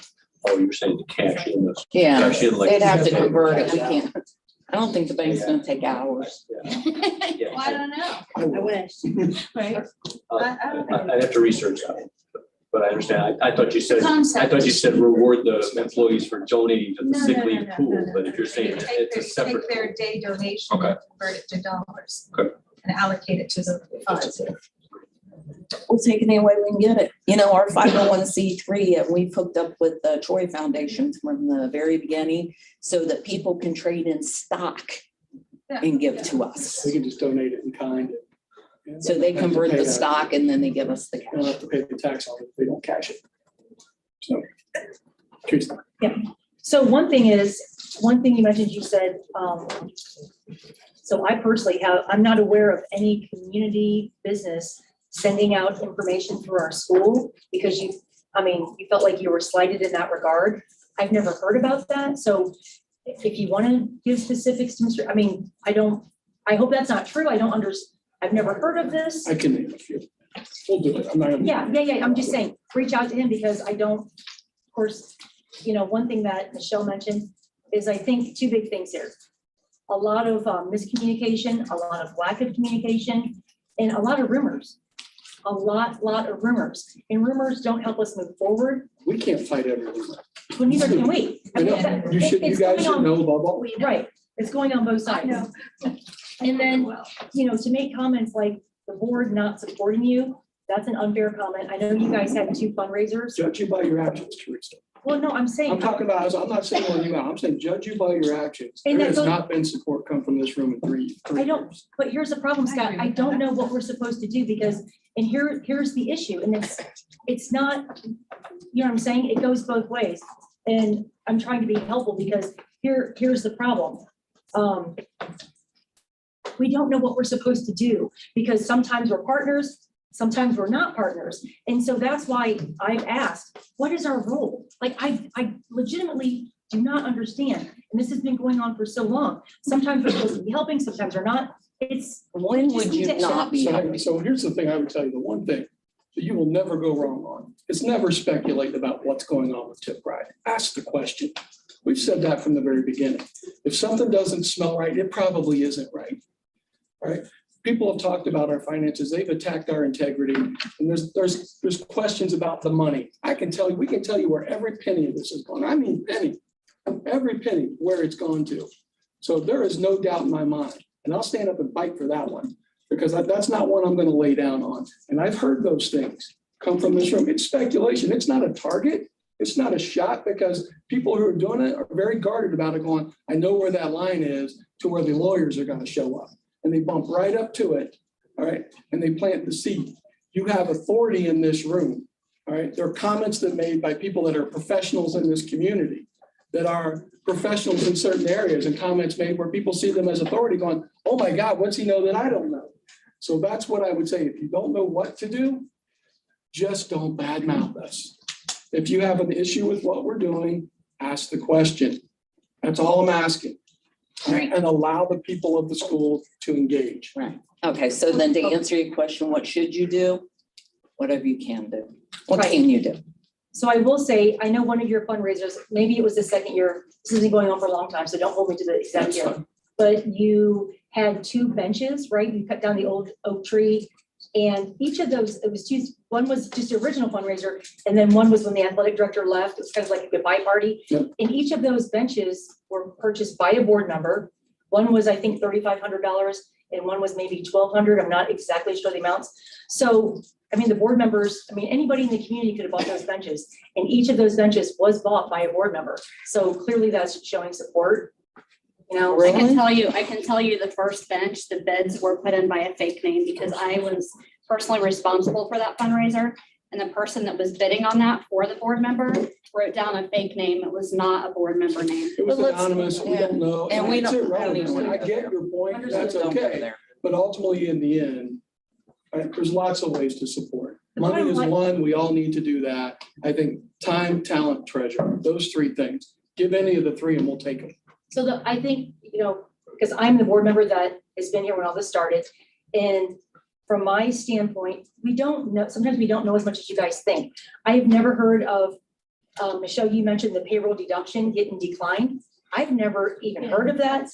I've been, It's not in writing. It's like everything else. We've been told not to publicly support the TPA. We've been told, okay, and it's not just one person. It's not just one building. So yeah, there are things being told out there. Now, who does that hurt? so it hurts everybody, but my Okay. point, but all I'm trying to say is, I think a lot of times people think that the board knows things and we don't know things. I've been here since the original agreement. Some of the things that were mentioned tonight, I've never known. You were copied on every email. I've never known anything about payroll deduction. I'm not gonna go into a tit for tat about Right. what we know and what we don't, but I've never heard of that until tonight. Okay, I don't want- so I just haven't. Yeah, Those so are the- specifics Point and of order, details. point of order. And these point of people have order. been waiting a long time. Hold on. I don't want to discourage this discussion. I think it's very important. I think we're now having a discussion rather than a presentation, question and answer. Oh, I thought it was a And discussion, sorry. I think that it's appropriate to make questions and comments, but I don't want to go back and. Yeah, I don't back and either. forth. My bottom line is So- we just need to be better, more communication.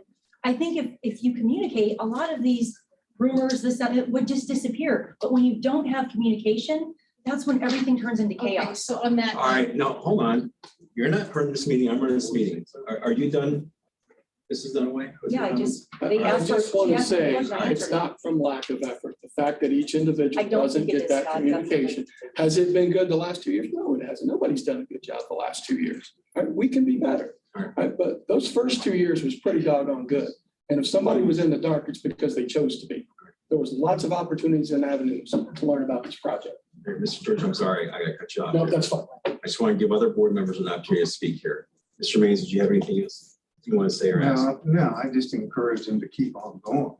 You know, what you've done is incredible and the field looks great, you know, and, you know, we did, you know, I know I spoke with Michelle on bleachers and she told me how important that was.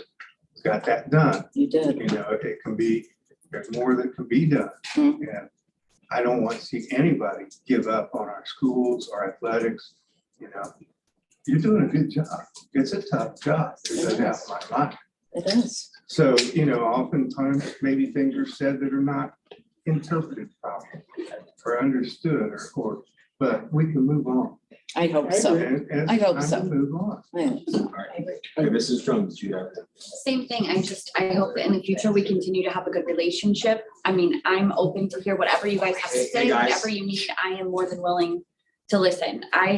My kids will play in this stadium. Kids I babysit for will play in this stadium. Like I have a vested interest. So I'm here. We all have a vested interest. Yes. Well, they I have one final thing. Do we have a tip pride committee? I'd like to say something. Oh, okay, then I'll All right, so I think I can't thank you enough for coming in here today and accepting this invitation. It is clear to me that we have not done as a board in the last 3 years what we needed to do to invite you appropriately to bring you back into our meetings. And for the last 11 months, 12 months at this point, that was probably my lack of leadership. I should have done that. No excuses. I really appreciate the steps you've taken today to come forward and to really clear the record, a lot of which has been created by this Board of Education with discussions held, questions asked, in my opinion, often irresponsibly. And so I'm very happy to hear that your fundraising efforts are going well, that the institution is in good financial condition, and that if everybody continues to do what we've been doing, that Tipp Pride is going to accomplish what it's set out to do. I understand that the community needs to rally behind you. I can't imagine the level of love you have to personally leverage your own finances to the community like the both of you have. To have personal liability for this amount of money is absolutely, in my opinion, nothing short of the most selfless act I've heard Yeah. in a long, long time, and you need to be commended for it.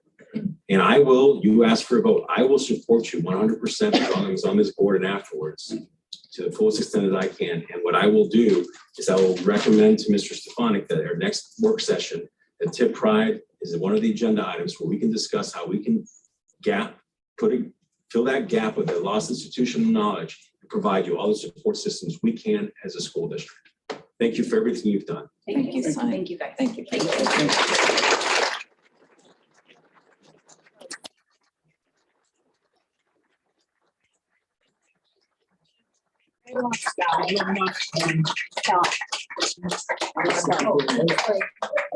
January, we have our organizational meeting, which we do our committees. I don't think, Tipp Pride's not one of our committees, is it? Nope. Well, there's a start right there. Why don't we make Exactly my Tipp Pride point. One of the designated committees, and yeah. There's some issues with that. I think we can Yeah. discuss that item at the work session. Okay. There's some nuances related to provision things. But that my could create question is, because you're in transition, do you think you will have people from Tipp Pride if we can, and we have someone here, would you have someone from Tipp Pride that would help make that committee? We'll make it happen. Okay. We've always tried to do that. Okay. You with us? Good job. You with us? You with us? Yes. Are you with us, Teresa? As long as we can stop the back and forth barbing and. It stops right here. Are you with us? If those conditions can be met, absolutely. Are you with us? Yes, of course, yes. Thank you. All right, so this time, 5 years later, we have a 5-0 in support of this relationship. Yay. Now let's see what we can do with it. Thank you. Thank you.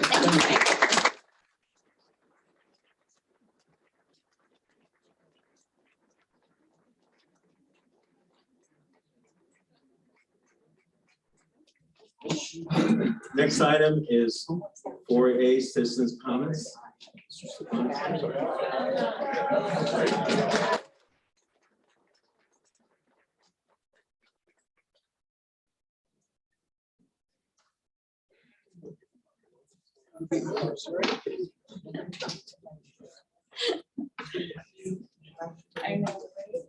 All right. First comment comes from Landon Turner.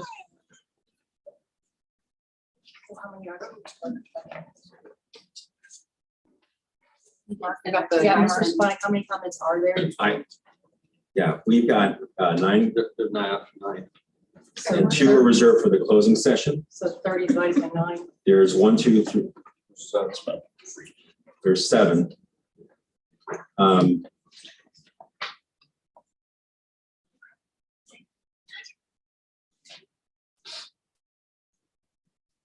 And we're giving everybody 5 minutes. Yeah. I would move to just extend it from 30 minutes to 35 I minutes. second it. Yeah, that's 7 times 5. All right, so, I'll all right. second. or It's your Mrs. motion, Drum I'll actually second. seconded it, so motion to extend the first section of citizen comments from 30 to 35 minutes by Patrick and Mrs. Drum. Any discussion? Yes, if you're doing the 35 in the first session, then by 10 at policy, the end.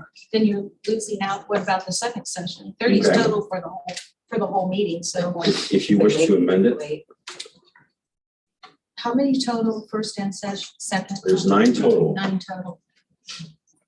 45. So we do have another option, rather than 5 minutes, you could have 9 people and reduce the amount from 5 to what, roughly 3 point something? All right, so, all right. Any other discussion? Mrs. Dunaway? I just think it should be 9 times 5, 45 minutes. I mean, they've sat here for 2 hours and 15 minutes. And the people who are To amend the motion that's presently before the board, you can do that. I amend that all 9 speakers tonight get their designated 5 minutes each. There's a motion to amend the presently motion to add or to give each 9 individuals currently signed up 5 minutes. Is there a second? I second. All right, Hang on. As a caveat, people are allowed to come in at the end of the meeting and sign in to speak at the end. So if people do come at the end, it wouldn't be 9 times 5, it would be whoever comes at the end, then they should also get 5 minutes, because people do sign in Yeah. sometimes at the end of the meeting, which is why we all right, so designed it that way. you're, Whoever comes in tonight, just let them speak. all right, so, It's, you know, so, okay, I understand that's your, right now, I'm making you're- the I just try and clarify your motion. So rather than give the 9 people who signed up 5 minutes, you want to give anybody 5 that's here tonight who wants to sign up 5 minutes. anybody who signs up for the second citizen comment should also get a full 5 minutes, because we said 9. So it should just be whoever comes in gets 5 minutes. My amendment is to let everybody who wants to have a citizen comment have 5 minutes tonight. I mean, well, I don't know how All right, to so make it is that your fair. motion? Yeah, that's my motion. Okay. The motion is to give anybody who wants to speak from here tonight 5 minutes to speak. Well, whoever signed in, you have to sign in, and people have already Whoever signed in. signed, Right. so that's my question. Are you Right. limiting it to the 9 that have signed in, or are you Already opening signed it, in, so you- or are you opening it to everybody? I'm trying to clarify your motion. I don't know, we could have 100 people signing in the second half. Yeah, so I Yeah, go. Amber, you do it. I'll let Amber amend mine. Limit to the 9 that are here right There you go, perfect. So your motion is, Original emotion. so your motion Original is motion. to provide everybody who's presently signed up 5 minutes to Correct, speak. that'll work. Yes. That was complicated, sorry, shouldn't have been complicated. And Mrs. Drum, you second that? Yes. All right. Thank you, Amber, Any for saving me. discussion? You're welcome. All right, Mrs. Fox, please call the vote. Dunaway, Yes, Drum, Yes. Lanes, Yes, Patrick, Yes. Zakor. Yes. back to you, Landon. Motion passes. The Each member that are present signed up will have 5 minutes. That will take us to the cap of our minutes permitted by the board policy as amended this evening. All right, go ahead, Mr. Turner. My name is Landon Turner, and I'm a junior at the high school. I'm also a returning varsity baseball player, and I'm speaking to you today on behalf of a large number of players in the baseball program to encourage you to support Mr. Stefanik's decision to renew Coach Gronsky's coaching contract. Coach Gronsky took over the program last year and led us to another 21 season and a district runner-up title, only losing to the eventual state runner-up 1-0. We know there have been rumors going around that the baseball program was quote unquote toxic, and we are here to tell you that could not have been further from the truth. Coach Gronsky created a team-first environment and made decisions that we knew made some people unhappy. Even if we didn't agree with some decisions he made, he is the coach, and we knew that whatever he said he was trying to make us in the best position to win the game. Coach was always available for extra work anytime we asked. He would come in early before or stay late after games and allow us to hit in the cages or put in extra work on the field. At the end of the season, he held one-on-one meetings with us, giving us feedback, ways to improve over the summer. He asked what our long-term goals were and what he could do to help support us. He has reached out to various college coaches, promoting us players who have goals of playing at the next level. He is always retweeting video clips of off-season work and sharing stats of how a player is performing during fall ball. To say Coach Gronsky goes above and beyond for his players would be an understatement. Last season, we unfortunately had a couple serious injuries to players on our team. He was always there step for step for those who had the injuries, allowing us to always miss practice for therapy or doctor appointments. He was always the first one to call right after the appointment, or he would meet you in the coach's locker room and after and talk with you about what the best plan of attack was going forward, moving forward. He was always the person that wanted the best for you and wanted the best for the dreams of his players. We are asking you to do the right thing and renew his contract. Players are ready to start preparing for the upcoming season that is approaching very rapidly. We are ready to hit in the cages. We are ready to throw bullpens on Saturday mornings. We are ready to build a bond between players, and right now we haven't had the opportunity to do that. You have the ability to let us do these things and get prepared for the 2023 season. Please do the right thing. Thank you for your time on behalf of the Tipp baseball program.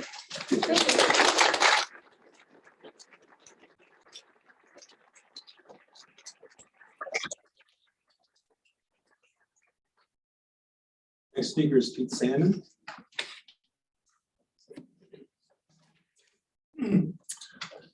Tipp City School Board. My name is Peter Salmon. My address is 1275 Daylily Way, Troy, Ohio. I'm the father to Matt Salmon, who graduated from Tipp High School last year, May 2022. My son Matt played 9th grade basketball and played varsity golf and baseball all 4 years of high school. Matt also graduated at the very top of his class academically. He received school recognition for his academics and athletics.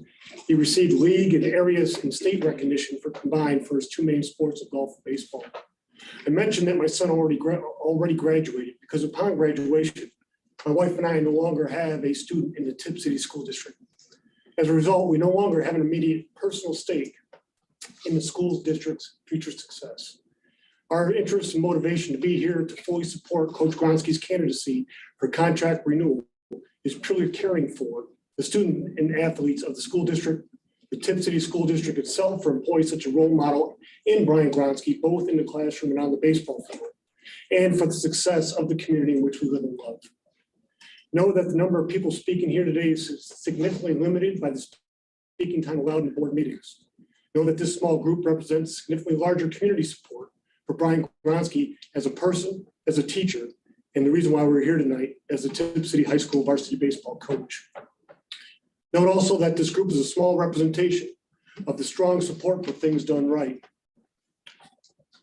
When we, in cases where we believe there may be a significant injustice that may be committed, we support those who do efforts to do right things. While we believe we do, we recognize we may not know every last detail of this case. With that said, I want to make the following comments. The administration stated that there is nothing in this case associated with any issue concerning any student. The issue is reported to solely be focused on rules associated with how athletic camps are run compared to change in policy in 2016. A few things I'd like to highlight. First, the main takeaway is that all the money received from the 2022 camp was delivered to the baseball program. This action was initiated solely by Coach Gronsky's integrity. Second, people new to a role always go through a learning curve. Chosen methods of training often replicate past successful practices, in this case, how the camp was run in prior years. Success in this case equates to no concerns being communicated since and after that 2016 change. The 2022 baseball camp was run the same way as the 4 previous baseball camps run after the policy change, 2017, 18, 19, and 20, where the 21 camp was canceled due to COVID. Given the 4 years without any concerns being raised, this way became the successful, accepted way to run the camp. If there is concern that assistant coaches receive coach materials such as uniforms or similar, assistant baseball coaches by definition are intuitively part of the baseball program. Using funds to support the program in this manner is again based on past successful practice. Third, it is reported that the facilities request form was not completed prior to the 2022 camp. From what I understand, rarely, if any, coach has completed this form prior to running their respective camps. This is not commenting that the form should not be filled out. If completing the form is policy, then it should be completed. However, the district's prior acceptance of the form not being completed leads to the common practice of not completing the form. Again, when the new job is taken, there's always a learning curve. Chosen methods of training often rely on past successful practices.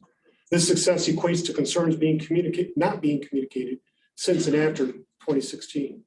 With the 2022 baseball camp funds being delivered entirely to the baseball program and without the need for any oversight, these deviations at worst case should lead to feedback and correction, nothing more. In the end, it is my conviction and this attending group's conviction that the board needs to vote in favor of renewing Coach Gronsky's contract to coach baseball for Tipp City High School for the 2023 school year without delay. To not renew Coach Gronsky's contract, it is your larger community's belief that the Tipp City School District would be committing a significant self-inflicted wound. As testimony supports, Coach Gronsky is a tremendous asset in every phase of who we ask our teachers and our coaches to be for the district, for the community, and most of all, for our students and athletes. Thank you. Thank you.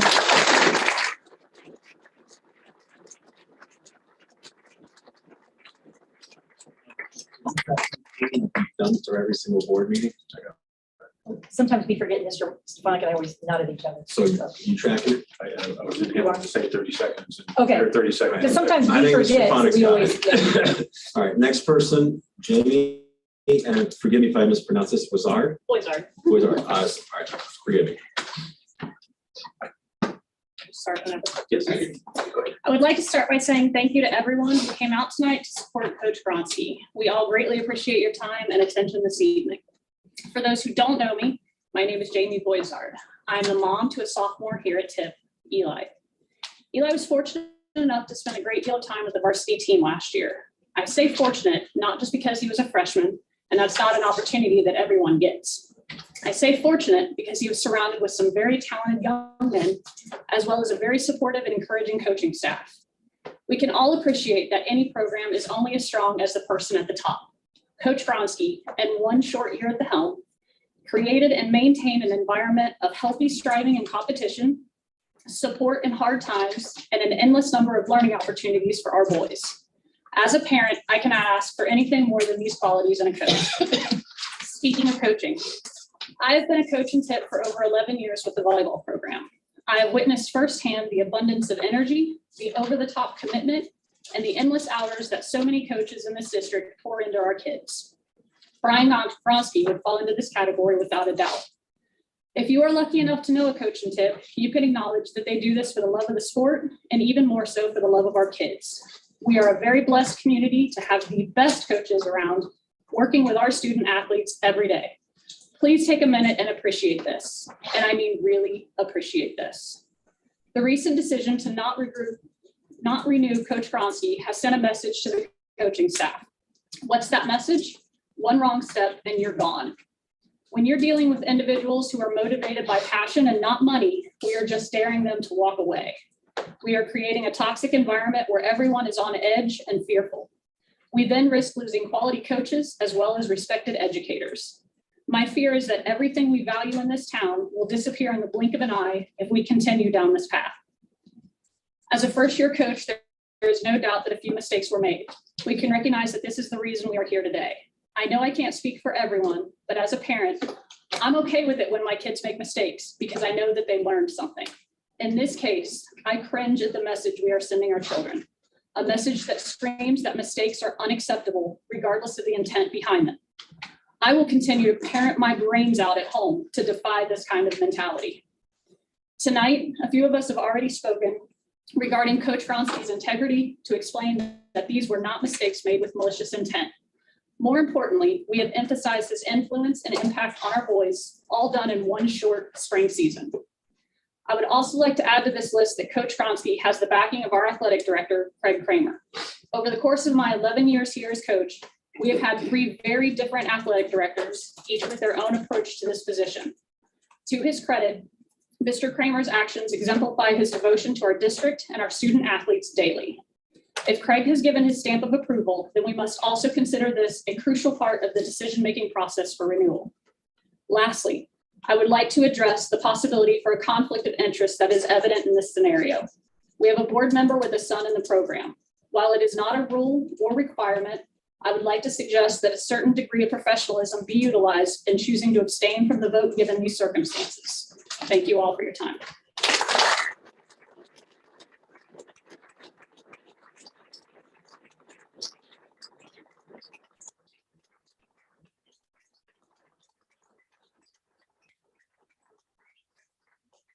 I think I'm reading this right, Sam Hofsinger? With an N. Hofsinger, forgive me. All right, my name's Sam Knopfsinger. I'm the middle school baseball coach here at Tipp. I'm also the father of a freshman baseball player that I won't point out because it will embarrass him. But I came in last year to coach the middle school team because there was no one. I was reached out to by Brian and asked if I knew of anybody who was interested or would I. And my basic question back to him was, well, what are you really saying? Are you saying that my son's not going to have an 8th grade school baseball season if I don't say yes? Because this was in early January.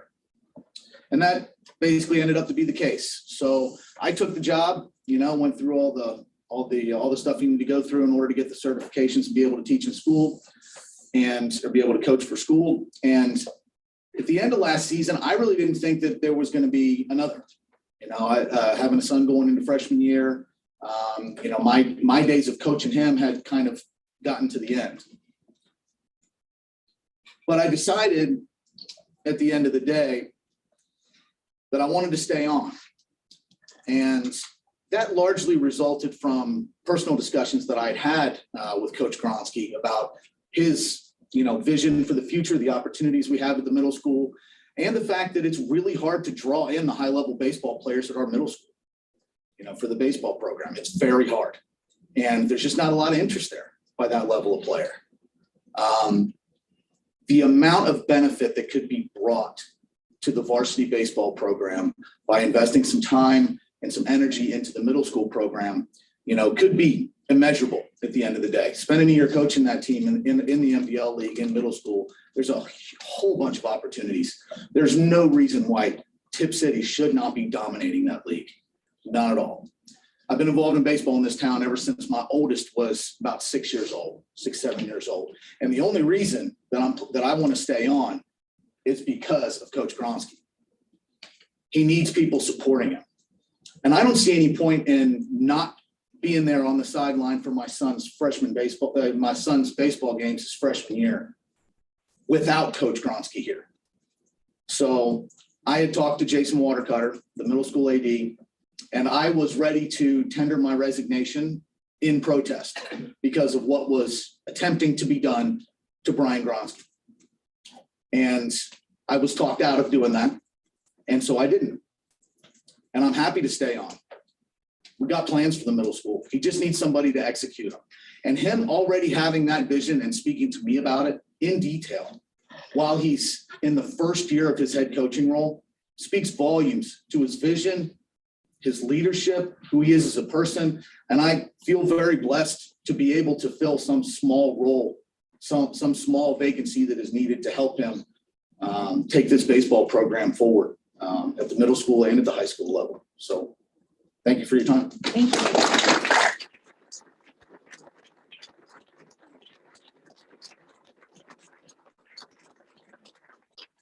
Next person is Greg Atkins. Hi, my name is Greg Atkins. I want to thank the Board of Education for allowing me a few minutes to speak. As a graduate at Tipp City Schools, a resident and a parent of 4 students who attend or have attended Tipp City Schools, I am really disappointed with the current culture and direction of the school district. Growing up as a student and a student athlete, I was blessed with outstanding coaches.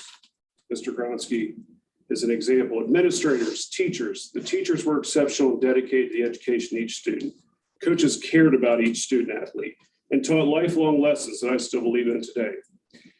Administrators supported student athletes. Reflecting back, one thing stands out. Board of Education, the superintendent, school staff, teachers, and all coaches had a sense of tradition of Tipp City. A tradition deep in helping students grow, developing students for the challenges of adulthood, and tradition of community and community support. Students felt comfortable back then. Today's student athletes are concerned about which administrators after them next. Come after them today because of biases, bullying, and stigma tags that the administrators place on our students. The board should provide a safe environment for students and learning, not to be bullying for personal reasons and developing bullies in the administration of each building. We have lost direction and once made Tipp City Schools a destination it was.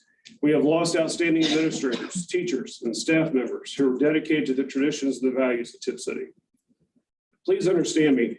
The district still has many outstanding teachers, coaches, and administrators. We saw that this year with the fall sports and the academic awards received by the student athletes. Our coaches, our athletic director of the year has done an outstanding job recommending coaches, and teachers continue to do a fantastic job. We live in a great community with great support from the residents and many who still have a sense of community tradition. However, we are losing tradition and community support rapidly based on the culture that is currently taking place in our schools. As a resident, there seems to be a major divide among staff members at all levels. Teachers are not secure year to year. Coaches can't develop a culture because they may be targeted next. And administrators can't build trust and earn trust and respect with the students because they may become the next target. The Board of Education's responsibilities include representing the community, establishing policies, and approved funding. The superintendent has the responsibilities to implement the policies and recommend employees. The authority of the board member is in effect only when the board is in session. No individual, the 5 board members, has the authority to act in the board's name outside of a meeting. These responsibilities are taken directly from board policy. Tipp City is better than this. We are all better than this. Staff is going to make mistakes. If we don't make mistakes, we can't learn and we can't grow. Students will be kids and make mistakes. Instead of targeting student athletes and certain students, let's build a culture that supports everyone to be who they are without bias and stigma tags placed on them. Trust takes years to build, seconds to break, and forever to repair. Traditional values and cultures are based on the history and beliefs in the district. Coach John Wooden said, if you're not making mistakes, you're not doing anything. I'm positive that a doer makes mistakes. Let's work towards getting back together as a district and reach rich in traditions. Thank you. Thank you.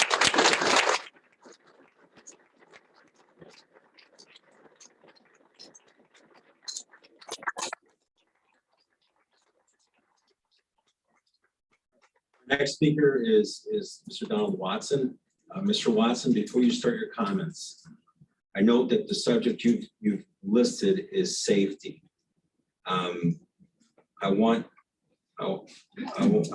rely on your representation here, but if you intend to identify with any specificity, any safety concerns of the school district that could be broadcast over the internet or give people ideas of how they could exploit any safety concerns of our school district, I would ask that you have a meeting with Mr. Stefanik and address those in confidence so it's not spread out throughout the world as it can easily be done.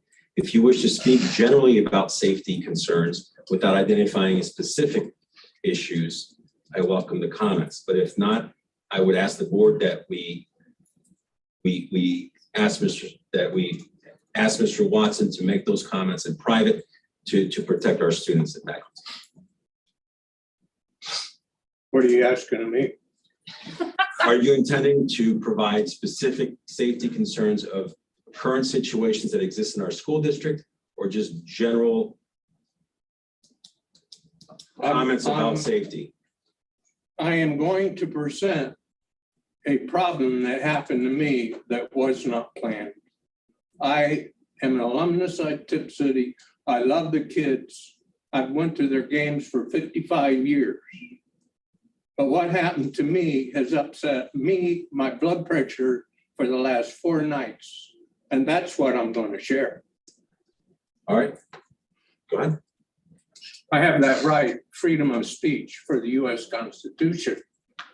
And the board policy says that I can speak what is truth. And I believe in truth always. That's fine, So- Mr. Watson. All I'm saying is that if you are going to be speaking about any security or safety vulnerabilities of the school district, that it may not be done at a board meeting. If you intend to talk about safety generally or something that occurred to you generally that does not identify a safety concern that can be exploited by someone watching this meeting, then please go forward. I have the right as a presiding officer to limit your speech when it comes to safety concerns such as this with the board's approval. How are you defining safety? The bleachers was a safety issue and we discussed that. I understand that. So But how are what you did- defining safety?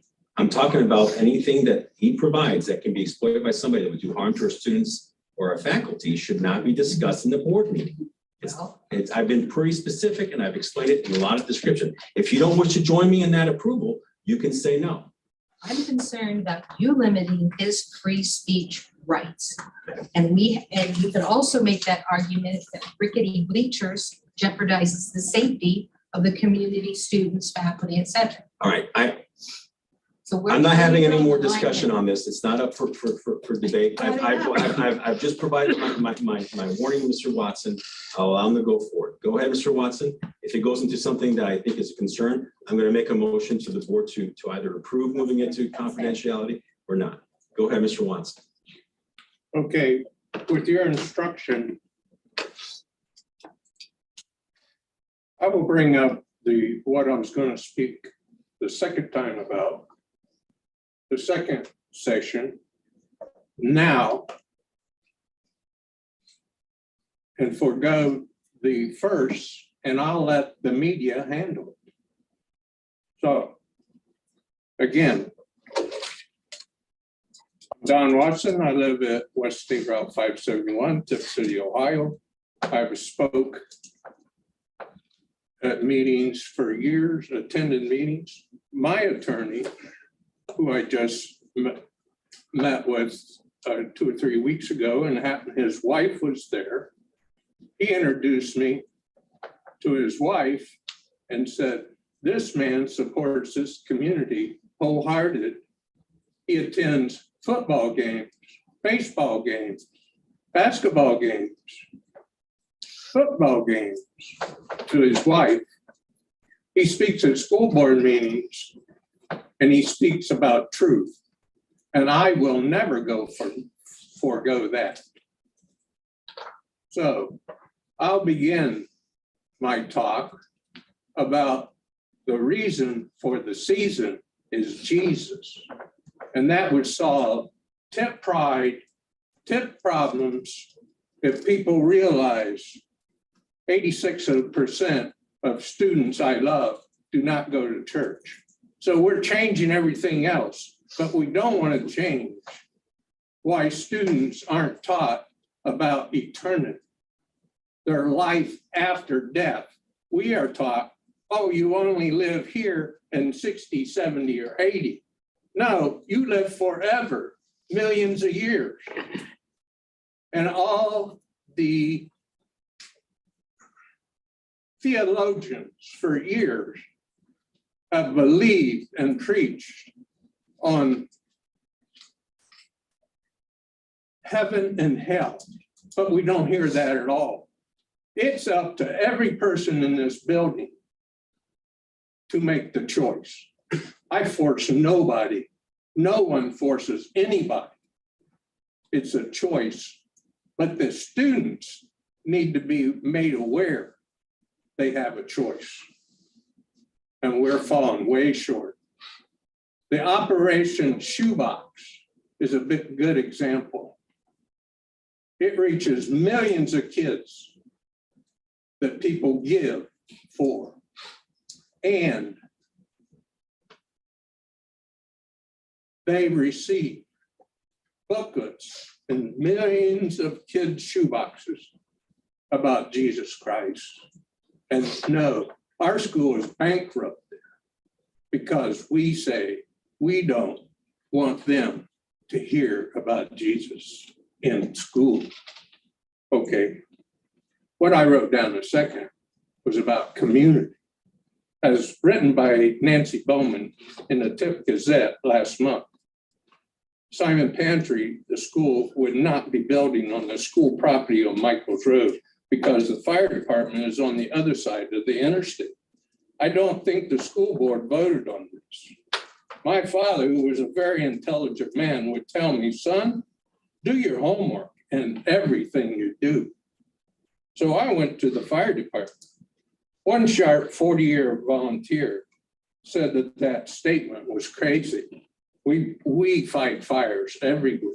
But then the fire officer of the city said the schools have never contacted us about this, but we are working with council to go fulfill full-time firefighters and EMTs. And we would need a new location house to pay 24/7 in the area of Peters Road and 571 with a water tower for correct water pressure.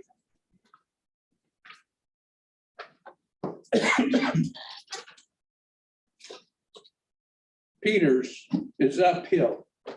So I did my own homework again. I went to the county to get the contour. If you know anything about contour, I used to walk for 10 years in routes in Tipp City from 325 East Main Street to the firehouse is 790 feet at the well field, 860 feet at the current firehouse, and that the 32nd proposed Peters Road is 940. So you're uphill where you get better fire pressure. So with all the truck warehouses, the new proposed truck stop at the pool place on 25A, traffic is going to be a nightmare on 571. Now, but Mrs. Grump said that a school was built for 80 years. That's fine. I'm Thank you, Mr. sorry, I Watson. could not finish. Next person is, I'm sorry if I mispronounce this. Mullane Bottles.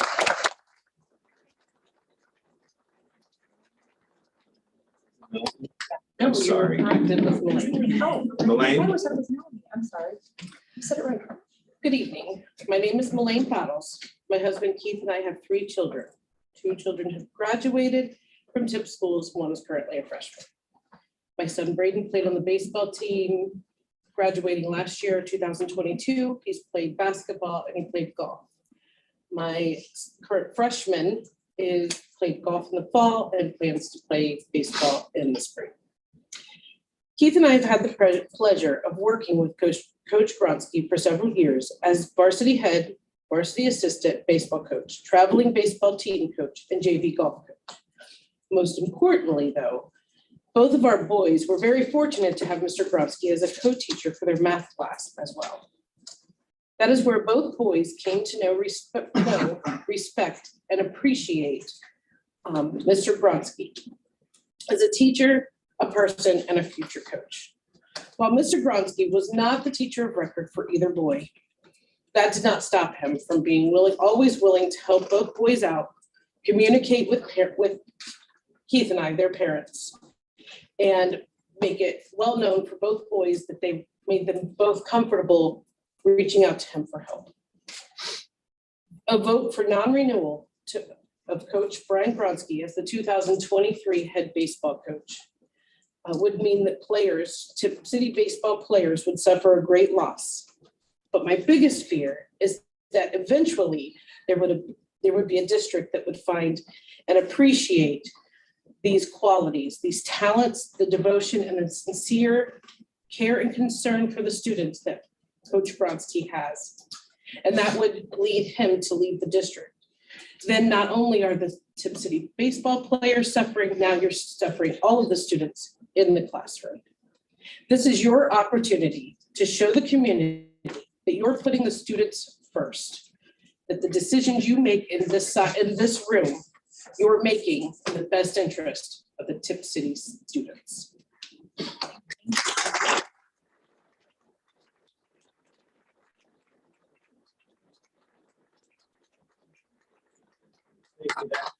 That concludes the opening session. Next item is 5A, Treasurer's Report, Monthly Financial Report. And actually, before we do that, I'm not sure if you are all intending to sit and watch the rest of this meeting. But I want to first thank everybody for coming in. It's great to see the community, students and coaches and everyone come in and really dedicate this time to the school board meeting to be heard. We need to have voices heard so we can hear them. And welcome you back anytime you wish to come back. They're open for a reason. And then if you guys want to if you guys are not intended, you're more than welcome to stay. I'd love to have you here. You guys can stick it out with me. But if you don't want to do that, you're more than welcome to take this time to walk out if this concludes your comments. You're, again, welcome to stay. Mr. Nance? I would just like to say that I appreciate everybody coming, and as humans, we all make mistakes. Hold on. All right. If this is concerning an item that's later on our agenda, then when we need to wait to that point in time. Okay. All right. Okay. All right. We are now on to the treasurer's report. Mrs. Fox. All right, I'm just reporting on October and November. Last board meeting, we did not have months in because the date on the board meeting in November. Mrs. Fox. Yeah, right. Anyway, people teetering. Yeah. It's always that. Yeah.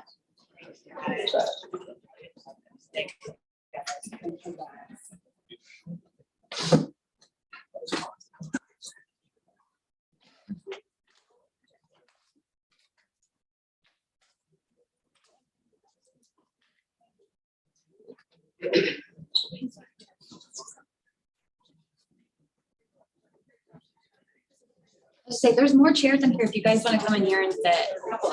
There's a couple extra chairs in here if you want to come in and sit. If you're not all squeezed out there if you don't want to.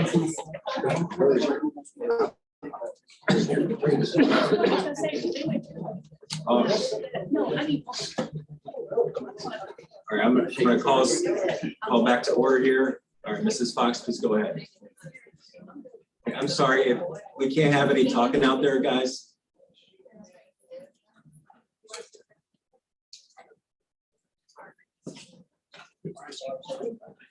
Go ahead, Mrs. Fox. Basically, revenues for October 22 were higher this year than last October. Tax rollback came in from the Ohio Department of Education. So those were posted a little bit higher revenues for this October. The grants are pretty stable. ESC charges have been made current for both Miami and Montgomery County. The interest was a higher revenue for this month. Always good to point out. We had, for expenditures, we had 2 pay periods, whereas last year we had 3 pay periods in October.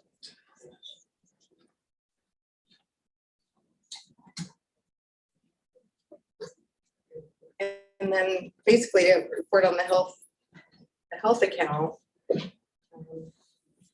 Claims were still up a little bit for the month. They've leveled off just a hair.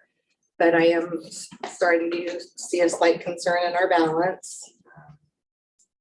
Of course, when I report in November, we'll show why. We've had a little bit higher uptick on claims and prescriptions, and I'm trying to kind of watch to see what we're gonna have to do on that. So general fund typically will fund benefits for the staff. Of course, we move that money over to our O24 fund for expensing the cost of claims. So we're just gonna have to keep a very close eye on that, moving into the beginning of 2023.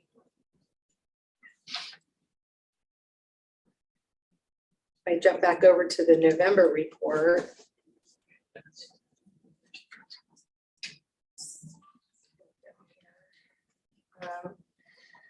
I think revenues are pretty in line for the last couple of years as far as this time of the year.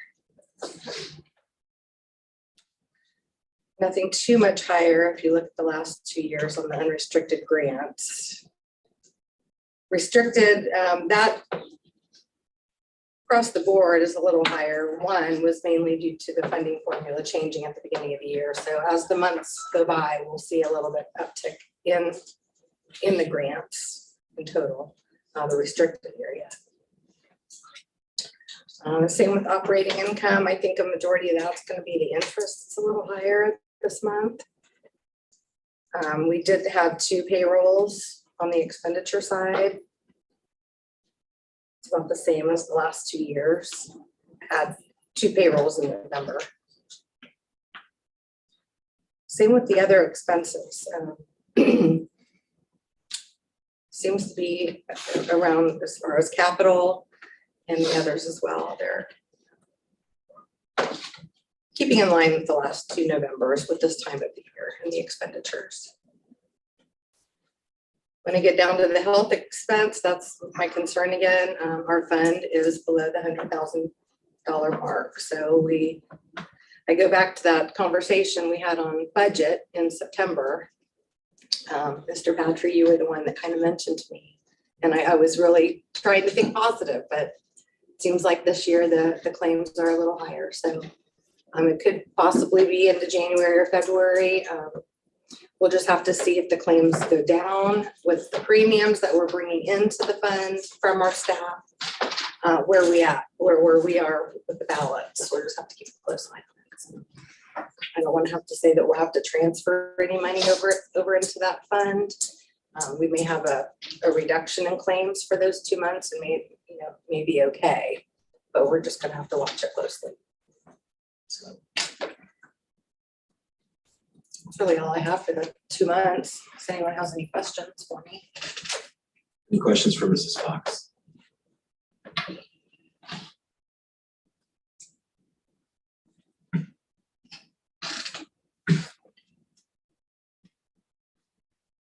And I guess, was this your report on both months? Yeah, I have them both attached there. So you kind of combine those into I have one 2. presentation, or are you wanting, Yeah, I just have attached both reports as normal there and provided the same information. So, there's more information that's requested. and is there anybody desiring to make a motion to approve, or do we just wish to receive? I hear no motion. I know. Hear no motion. Next item is 6A, public records requests.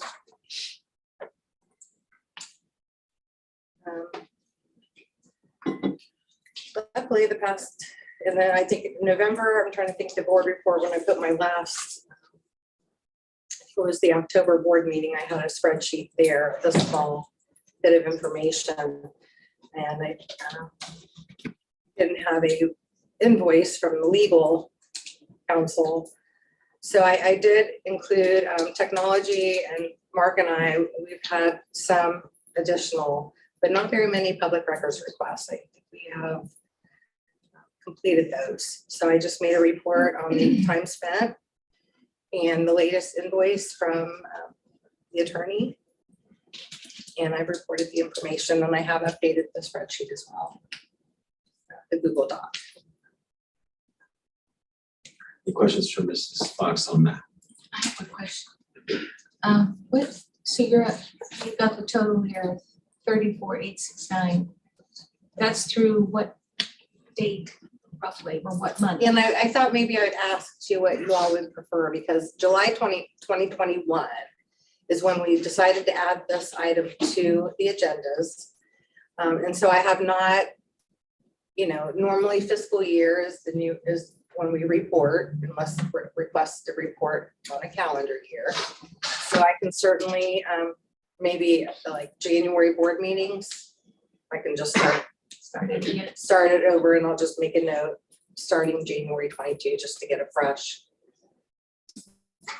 current, spend on that if we want to go. So this does go back, a year and a half. So. Yes, but the current amount, is that through what, like through October, through November, where? So the latest Retzel bill that I've received, so it would be the last bill that I received. The only time I've combined the last two bills, because the last bill that was reported, I think was through September activity. So I've been able to just update this with the last bill that we have. What month was that bill, Mrs. Fox?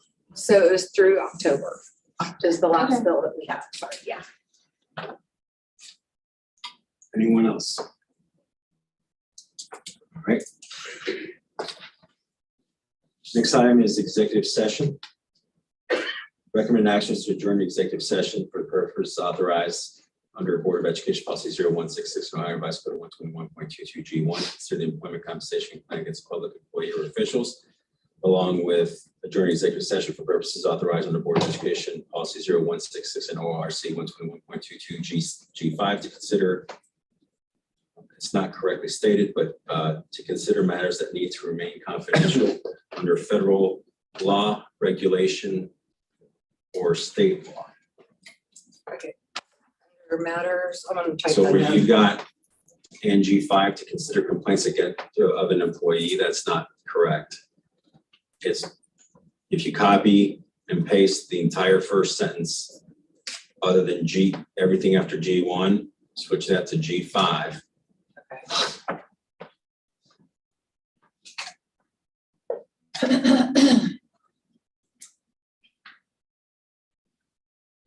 And why don't I entertain a 5-minute motion for recess if any of the board members wish to I use make a motion for a 5-minute So recess. that time while we get that done. Yes, I ma'am. assume we're all meeting in Mr. Stefanik's office, there's a lot of people there, so, for executive session. I'm not sure where we'll meet, but we'll Okay. figure it out. I'd like to suggest that if everybody's. All right, able so to that. there's a motion to recess by Mrs. Drum. Is there a second? I'll second. All right, second by Dunaway. All in favor? Mrs. Fox, just call the roll on recess, please. Drum, Yes. Dunaway, Yes. Maines, Yes. Patry, Yes. All right. Zakor. Yes. Okay. Is there Motion anything? passes. We have a 5-minute recess. We will resume at 9:00. Mark, is there anything in your office that you can announce before it goes in there?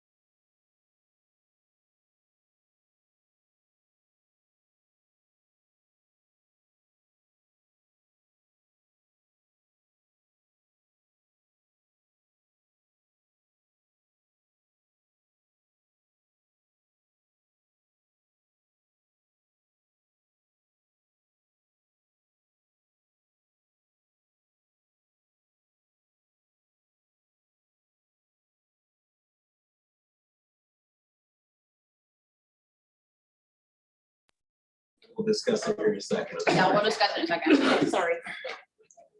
Oh, you're fine. Thank you. I was All trying to help out. right, we are now back from the recess. There is the recommended action is to adjourn executive session for purposes authorized under Board of Education Policy 166, revised code 121.22G1 to consider the employment compensation complaint against a public employee or official. Hey, I'm sorry, guys, point of order, please. Please be quiet out there. Point of order. Thank you. I'll just repeat in case anybody didn't hear it. Adjourn executive session for purposes authorized under Board of Education Policy 0166 and Ohio Revised Code 121.22G1 to consider the employment compensation or complaint against a public employee or official, and to adjourn executive session for purposes authorized under Board of Education Policy 0166 and Ohio Revised Code 121.22G5 to consider matters that need to remain confidential under federal law and regulation and state law. Is there a motion? I move. Second. Motion by Mrs. Zakor and Mrs. Dunaway. Potential people that could be invited to executive session are Mr. Stefanik and Dr. Tuttle Huff. And I would recommend that we go to another room, given the number of people we have here, so we're not throwing them out into the cold weather. Yeah. And so any other discussion? All right, Mrs. Fox, please call the vote. Zakor, Yes. Dunaway, Yes. Drum, Yes. Maines, Yes. Patry. Yes, motion passes. We now adjourn to executive session. The time is now 5 p.m.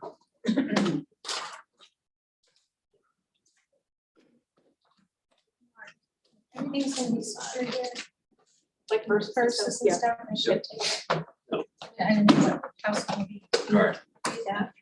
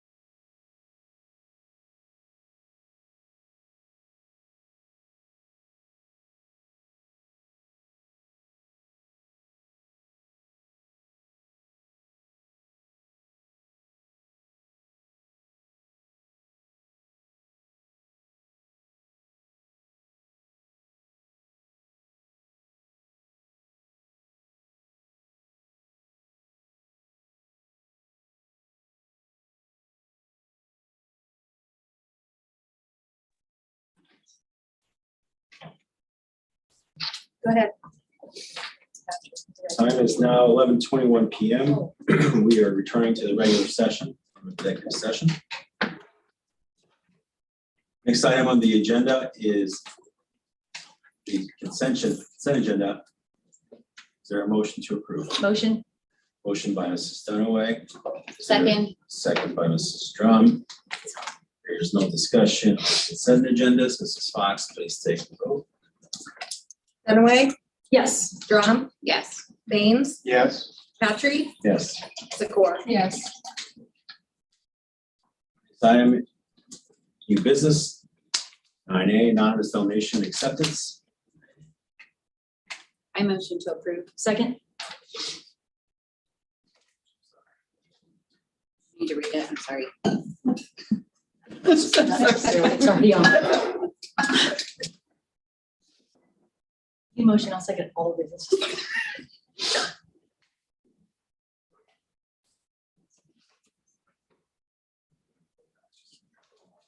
On my computer. Yeah, do you want No, mine? no, it's a copy.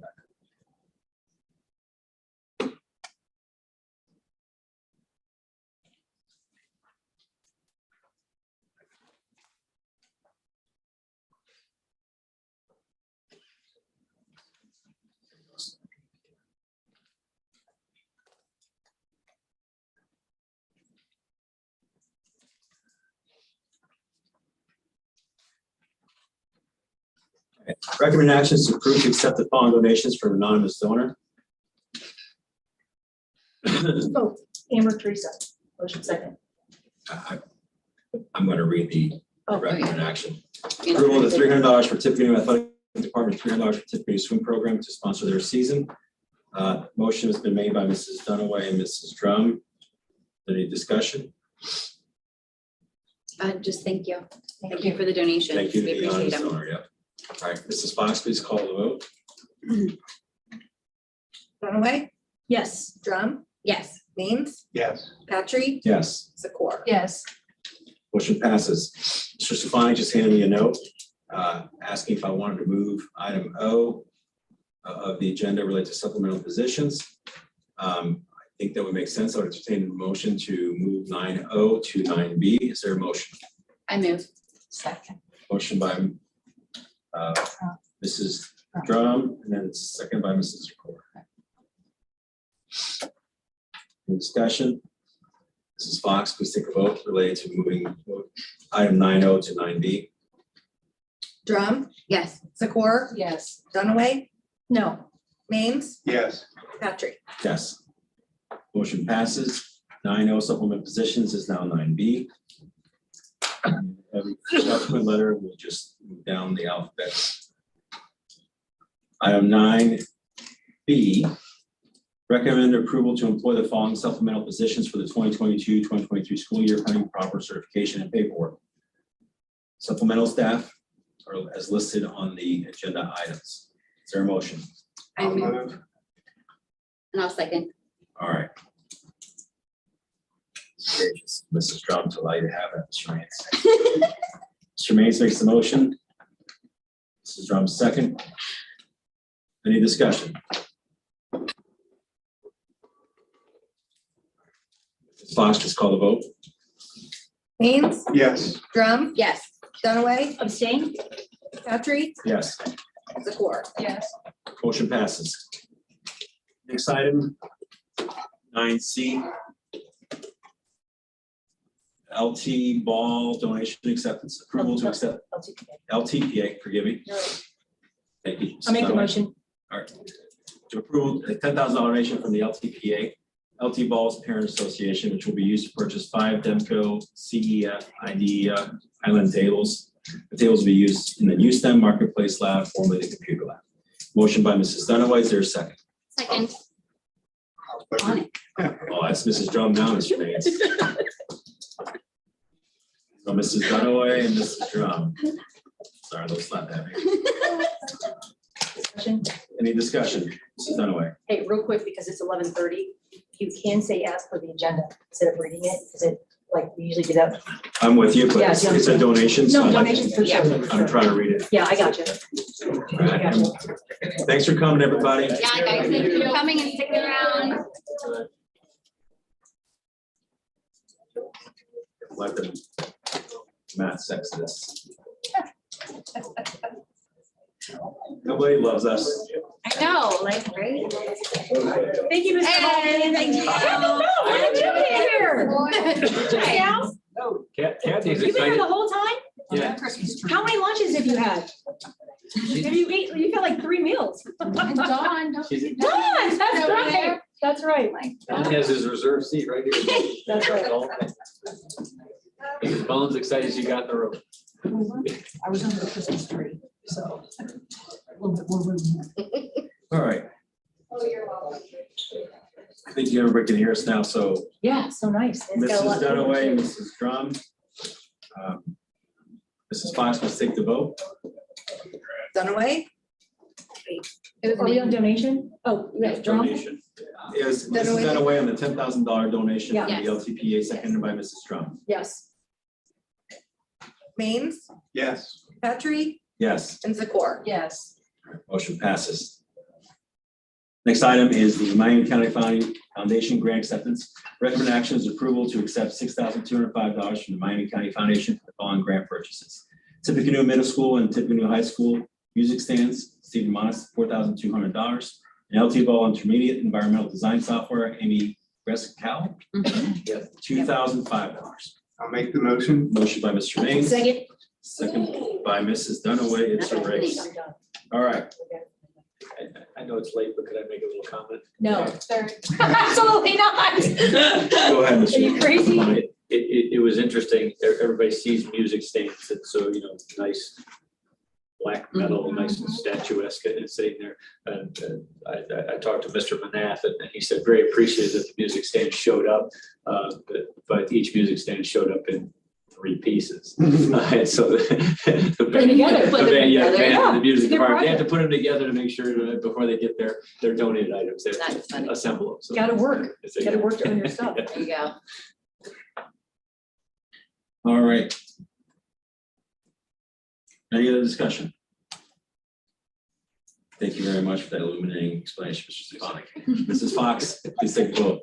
At 11:30. It was short. You get to go in late tomorrow? Maines, Yes.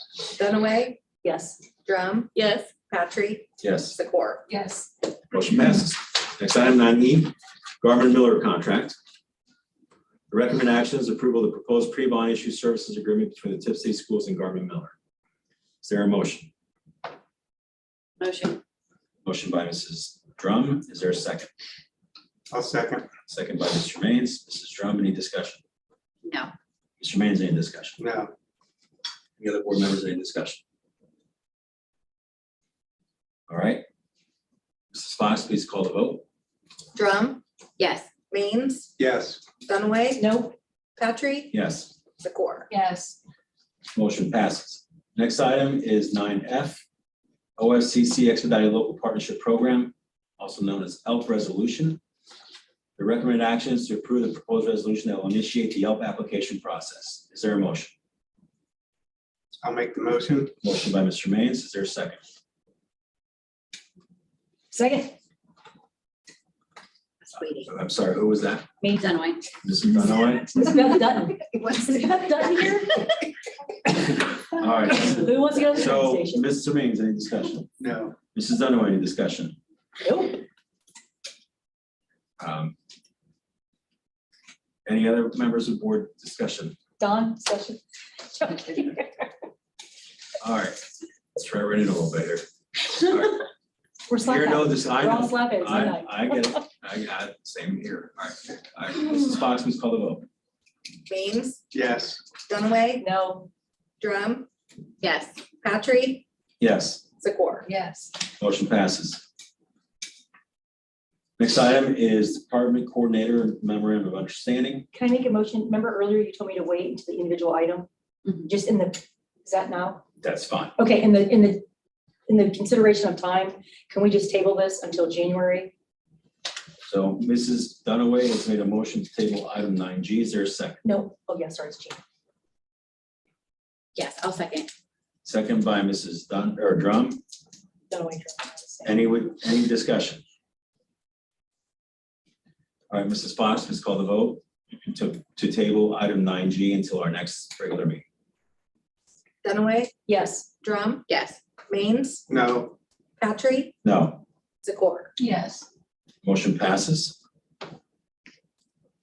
Next item is 9H, pilot project memorandum of understanding. Recommend actions, approval of pilot project memorandum of understanding between the Tipp City Schools Board of Education, and the Tipp City Education Association to begin student supervision pilot project for staff members, children to begin in January 2023. I would also motion that we table this to the next meeting so that we can give it the time that it deserves. Second. All right, motion to table item 9H by Mrs. Dunaway and Mrs. Zakor. Any discussion? Mrs. Fox, please take. Okay, go ahead. Oh, this is on On tabling. the tabling. I'm sorry. Mrs. Fox, please call the vote on tabling item 9H of the agenda made by Dunaway and Mrs. Zakor. Dunaway, Yes. Zakor, Yes. Drum, Yes. Maines, no, Patry. No. Motion passes. Table till next regular meeting. Next item is item 9I, motion to appoint President Pro Tempore. Recommend action is motion to appoint President Pro Tempore to preside over the organizational meeting of January 24, 2023. Is there a motion? I'll move. And who do you move to appoint? Rick. I will second. Any discussion? Present motion is to appoint Rick Maines as President Pro Tempore to preside over the organizational meeting of January 24th, 2023.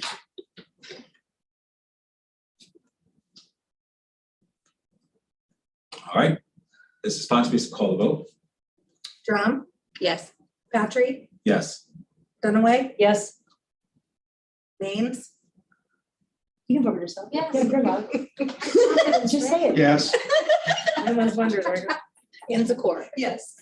All right, motion passes. Yay. Next item is Catapult Conference highlights. Discussion, I will open up the floor to Mr. Stefanik. Okay. Went to Capitol Conference, everybody picked their sessions that they were going to go to. I always like to go to the legal updates, but this year I also went to a panel discussion where they had superintendents from around the state, and they were talking about the difference between being a superintendent pre-COVID and post-COVID. Mhm. And so there were a lot of discussions about how the expectations of schools have changed and how people are addressing things a little bit differently because of the effects of the pandemic, and also talking about student situations and student circumstances that they had to address because of either gaps in learning or just again student anxieties about what society holds now since everybody's experienced the pandemic years. So that was one of the highlight sessions I went to. Pass it to you, Mrs. Zakor. Good conference, my third time there, I really enjoy them. I went to several and there was a heavier concentration on social emotional learning and things like that. And I went to one that I very much liked, and it was so differently oriented. Just basically that, and he was more my generation, that back in the day when you used to, bust out the street lamps with your slingshot, it wasn't that you were this really deviant person, you were just learning how to use and this and that. And oftentimes you didn't get arrested and you didn't get a ticket and you didn't go to juvenile court, you just simply got, where's your parents are gonna pay for that or something to that effect. And so he was making the distinction between primary deviance versus secondary deviance, and how sometimes what he feels as an older psychologist, that we are sort of skipping the primary and turning that into a secondary deviance, and as a result of that, we're harming these kids more. And so we have to start looking at our behavior as adults before we start, all this other emotional stuff that we maybe slow things down a little bit more and give recognition to development. I've said that all along, so I thought that was very interesting. Enjoyed that session. Anyone else? I had a great time this year. My sessions were informative and talked a little bit about ballot language, which I think is going to be interesting. And met some new attorneys that I hadn't met before and had a good time with Ann there. It was good to Ann Simon as well, spending time with you guys at work at dinner. Had a great time. So I'm just glad I was a part of it. So thank you. From my perspective, I thought it was a great conference. There's a lot of information, a lot of great different programs. I gravitated towards the legal ones, surprise, surprise. And then really enjoyed those and enjoyed really getting different perspectives from different school districts. It was really just incredibly well run. I also, as the delegate, participated in the action. I will let you know that we are not the only board that is a hot mess. The delegate board meeting was a hot mess. It was and 5 hours last year. Was it again? It was. It was 5 hours. It was pretty much. It was horrible. We every delegate missed the president's reception and some. All of it. Yep. So a lot of, very, very strong feelings related to very, very specific issues. Some very strong opinions of what was perceived to be, should be occurring and not occurring. I thought that the board presiding over the meeting, especially the parliamentarian, she was phenomenal and did a great job of trying to control. Was it Amy Kissinger? I don't recall her name, She's so good. but she was just phenomenal. In her knowledge of Robert's Rules of Order. I thought she did just a wonderful job. So very good. I recommend it to every board member at least once in their 4 years to attend. It's extremely helpful. Anyone? Kudos to OSBA because they do run a very good, they do, tight ship. It was a very good conference. All right. Next item is district insurance renewal for year 2023. Recommended actions to approve the property and fleet insurance renewal with Amber Gingrich Business and Personal Insurance Company from December 2022 to December 2023. Is there a motion? Motion. Motion by Mrs. Dunaway. Is there a second? Second. Second by Mrs. Drum. Is there any discussion? I have a quick question. What is the deadline for this renewal? Do we know? Was it It's in here? usually the end of December. I think it was last year. I mean, I I could didn't be know when wrong. the policy expired, our current one. It's December 2022 to 2023. Yeah, so like the 31st, I'm So like assuming. now. Okay, sorry. Is it past you? I think it's like today. Today? Okay. Okay. It's usually the end of the, Thank you yeah. very much. Yeah. Any other discussion or questions? Mrs. Fox, please call the vote.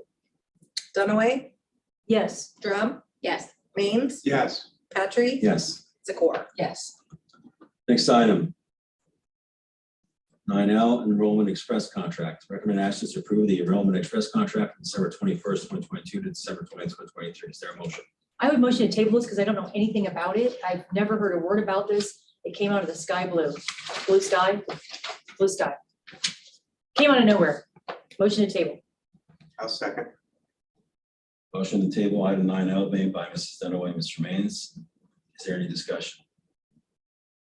Well, I see initial term, December. I'm sorry, you guys motioned first. Go ahead. No, we're good. Rick, do you have a? I was support. Go ahead, Mrs. Zakor. The So floor is I- yours, Mrs. Zakor. Thank you. I just see under here initial term, December 21st of this year. Are we, We have to start late. if we postpone this to the next meeting, or till January, are we? I talked to Thomas and he had to go, he was having car trouble, so he had to make sure he could get home. Yeah, gosh. And he said he doesn't believe that there will be like an automatic turn off, of the program. Yeah. He does not believe that. He thinks that we can get an extension to get us into January. Okay, What- thank you. What service Forgive me for my ignorance. Enrollment Express is the new enrollment process that we started this past summer. Okay. There it is. You didn't leave. No. Oh, please Okay. leave. It's midnight. Oh my gosh, you know what I have you're been gonna say. waiting for this. Oh. Okay, all right, do you want to talk about Enrollment Express? and So what you're in relation to tabling this item, Yes. I would suggest that we do not do that. We do not since table it. Mr. Thomas is here. Come on in, Thomas. Thank you. So I guess, hold on, we gotta take a vote. Motion to untable. So you withdraw your motion? I withdraw. Just make it simple. All right, that's fine. Easy peasy. I'm not sure if that works, but we'll go for it. All right, go It ahead. works at midnight. Everything works at midnight. Go ahead, sir. Enrollment Express is the extension to Power School that allows us to bring in new students. When I first started here, it was broken.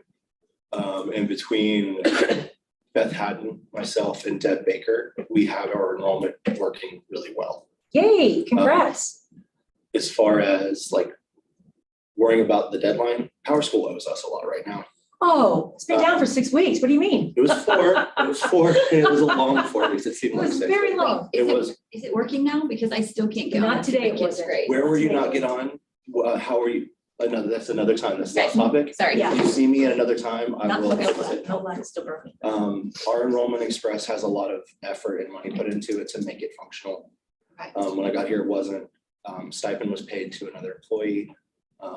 My accounts tech and I sat with her multiple weeks of work, going over the form. It's functional now. It's Thank you very, so very much, functional. Thomas. That's huge. Thanks, Thomas. Oh, it was me and it was Beth Haddon and Deb Baker. All three Thank of you. you. Thank Thanks you. to all three of you. But if you're looking for my opinion on Enrollment Express, I Yep. would like to have it for another year. Okay. To see if with the care that we've given it, if we can have a better summer of enrollments. Awesome. And I fear that if we skip now, by the time we shopped it and bought it, we would put ourselves in the same position going into next year where we had an unprepared system to bring in students for the next year. I feel like at this time, we would be better served by sticking to this. And then if we get another year of issues, then I think that would be a better time for the district to reassess our enrollment system. So I would like to apologize to you because I had no idea that there was an employee that was going to be addressing this issue. And no employee should have a 17-hour day. So moving forward, if there's something on the agenda that you want to be here to, please reach out to Mr. Stefanik or Simon and put it at the beginning, because you shouldn't be here for 17 hours. That's not okay. Well, he's also here for tech support if we need it. too. Yeah, but that's a long day. So just, you know what I mean? I appreciate it. Yeah. but yeah. Yeah, thank you. Yes, And thank you for all your hard work. Employee, Yeah, he's thank been you. there 17 hours. Who? Thank you very much for, Well, yeah. thank you very much for your hard work and I Yeah. appreciate it. Yeah. Any questions related to the? To speak, our speakers, I would like them to speak at the Yes, thank you, Tom. I'm with you. Are there any questions related to the Enrollment Express contract? Thank you very much. Thank you. Thanks, Tom. So, all right, I will make a motion to approve the Enrollment Express contract. Second, Motion by Patrick and Mrs. Dunaway. I'm sorry, I think the explanation we just received is good enough for me. It sounds like it's our best move and I'm very excited about the stuff he's been doing for our schools. So, very good. all right. Can I answer Anybody else? Amber's question real quick? The mobile app doesn't work, but you could still go in through the website as of today. That's what the kids told me. Thank you. Okay, thanks. You're welcome. Appreciate it. Any other discussion? All right, Mrs. Fox, please take the vote. Patry, Yes. Dunaway, Yes. Drum, Yes. Maines, Yes, Zakor. Yes. Motion passes. Next item is I motioned to table it. It was my item. It's been almost midnight. 9M. I second Motion- that. It's not gonna kill us to wait till January. If it does, I well, second. I'll get the shovels. All right. So item 9M has been tabled or motion tabled by Mrs. Dunaway, Mrs. Zakor. Any discussion related to tabling the item? Mrs. Fox, please call the vote. Dunaway, Yes. Zakor. Yes. Drum, Yes. Maines, yes, Patry. Yes. Motion table passes. Item 9M is tabled until the next regular meeting. Next item is 9N, discuss students at board meetings. I make the motion. I Motion by- second. Motion by Mrs. Dunaway and Mrs. Drum. Mrs. Dunaway? Yeah, just real simple. I think it would be great if we started having the kids back into the Pledge of Allegiance. They seem to really like it. And it's the best part of our job is seeing the students, and I miss that. And then secondly, there's 5 board members. So what we've done before is each board member pick a month, and you pick a building or a topic or whatever is going on in the district, and you can, it's at board members' discretion. You can have an athlete come in, you can have art class come in, or a student that has some outstanding, like a national merit winner. And we give them like 10 minutes, and they kind of get to, because that's why we're here, is to serve the staff and students. And I really miss that. So that's all. Agreed. What's the support? My question is 10 minutes, would that be, if you have 5 students, that's. No, it's like 10 minutes for the collective One thing. thing. Yeah, We right. alternate which board member gets. Yeah. It's one per meeting. Yeah. Yeah, yeah, it's one per student meeting. Thank you one for Yeah. the clarity. So But sometimes- Yeah, January might be your month. Okay. Right, but like one time we had Mr. Kitchen come in, he talked about his whole, you know what I mean, it's, yeah. And that will be coordinated through the superintendent and the new, president, whoever that is, but I think we're all mature enough to make a responsible decision as to who we invite into the meeting. I mean, we all have different thoughts and opinions, and that's why we're here. Based on these discussions, I think that I would amend the motion to have Mr. Stefanik come up with a process that does what's just been discussed, meaning alternating boards that pick, and how the process is then implemented to effectuate what's been discussed. Is there a second to that? I second.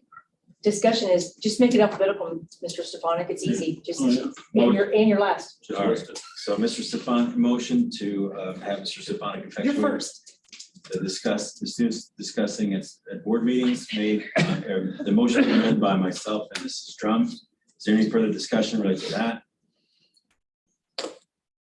No, and we do it in the summer as well. We don't just take a break, it's all summer, yeah. Okay. All right, Mrs. Fox, if you can take the vote on the amended motion. Patrick, Yes. Drum, Yes. Dunaway, Yes. James, Yes. Zakor. Yes. Motion passes. The amended motion passes. The original motion has been removed.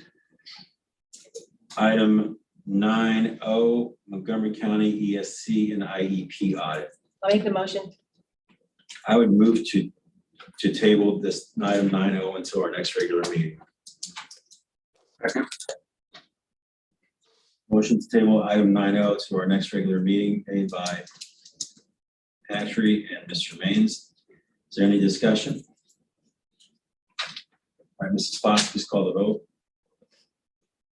Patrick, Yes. Maines, Yes. Drum, Yes. Dunaway, No, Zakor. Yes. Motion passes. Item 9O is tabled to the next regular meeting. Next item on the agenda is item 10, citizens' comments. Next person on the list is, I believe, Mr. Donald Watson.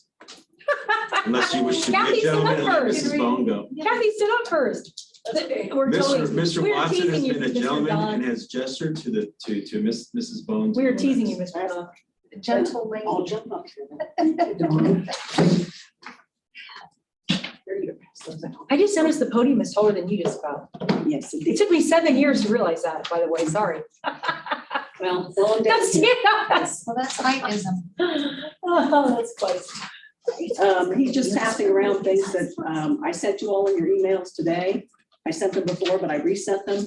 I sent the tax forms for Tip Pride, and I also sent those to you. And Tip Pride was what I wanted to talk about. I know they were in here tonight, but I want to talk about them again, and I am not affiliated with them in any way. They are not very transparent. If you get on a charity watch list, they have a failed rating because of non-transparency. I give to charities. I work for charities. This is one I'd never give the work to because of their rating. And there are some out there that have low ratings like that, and you have to consider it. But looking on their tax forms, I also noticed all these things that I thought were kind of funny looking to me, as I went down through them. And I have pulled information from the school with FOIA request and from Tip Council. I've gleaned over hours and hours of meeting notes, emails, POs, newspaper articles. I've also reviewed Tip Pride's tax forms. I've attended some of the Tip Pride meetings when they've had them open to the public. On these forms, they've moved things around in different spots under their program services. One year it might say events. They'll list some events under there. They list memorial funds under there another year. There are no events listed under there for 2020 because of course there were no events. But then they started listing the donor levels underneath there. Construction, that kind of threw me through a loop in 2020 because I thought COVID shut down everything. But according to theirs, they paid almost $79,000 in construction fees to somebody, somewhere. So I emailed Kim Hagan and she said, no, there wasn't any construction done in 2020. So I'm like, well, okay. I mean, that's just a question I have.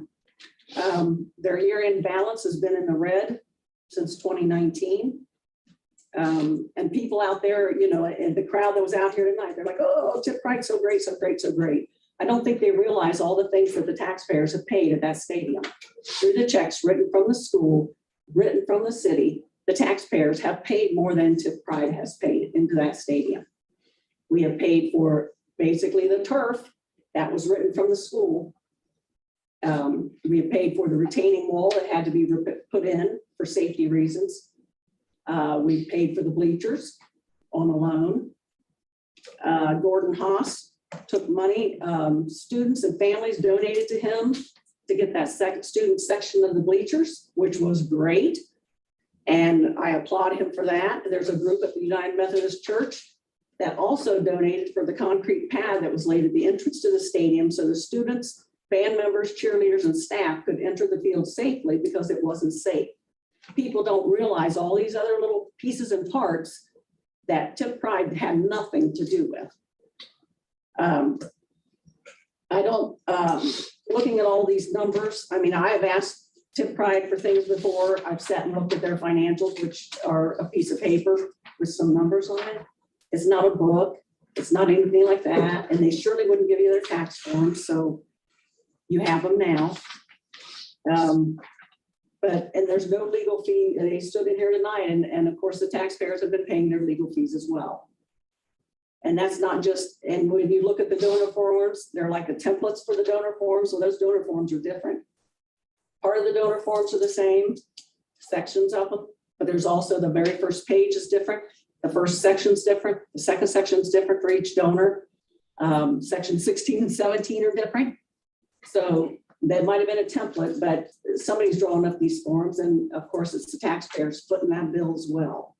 Taxpayers, the Tipp Pride also used money from their funds. I don't know if they were donor or fundraiser funds that paid for the new design early on that he talked about. And they threw away the design that the taxpayers paid for at $20,000 because they didn't like it. So they took that money from wherever they got it, the fundraisers, donors, and had their own done.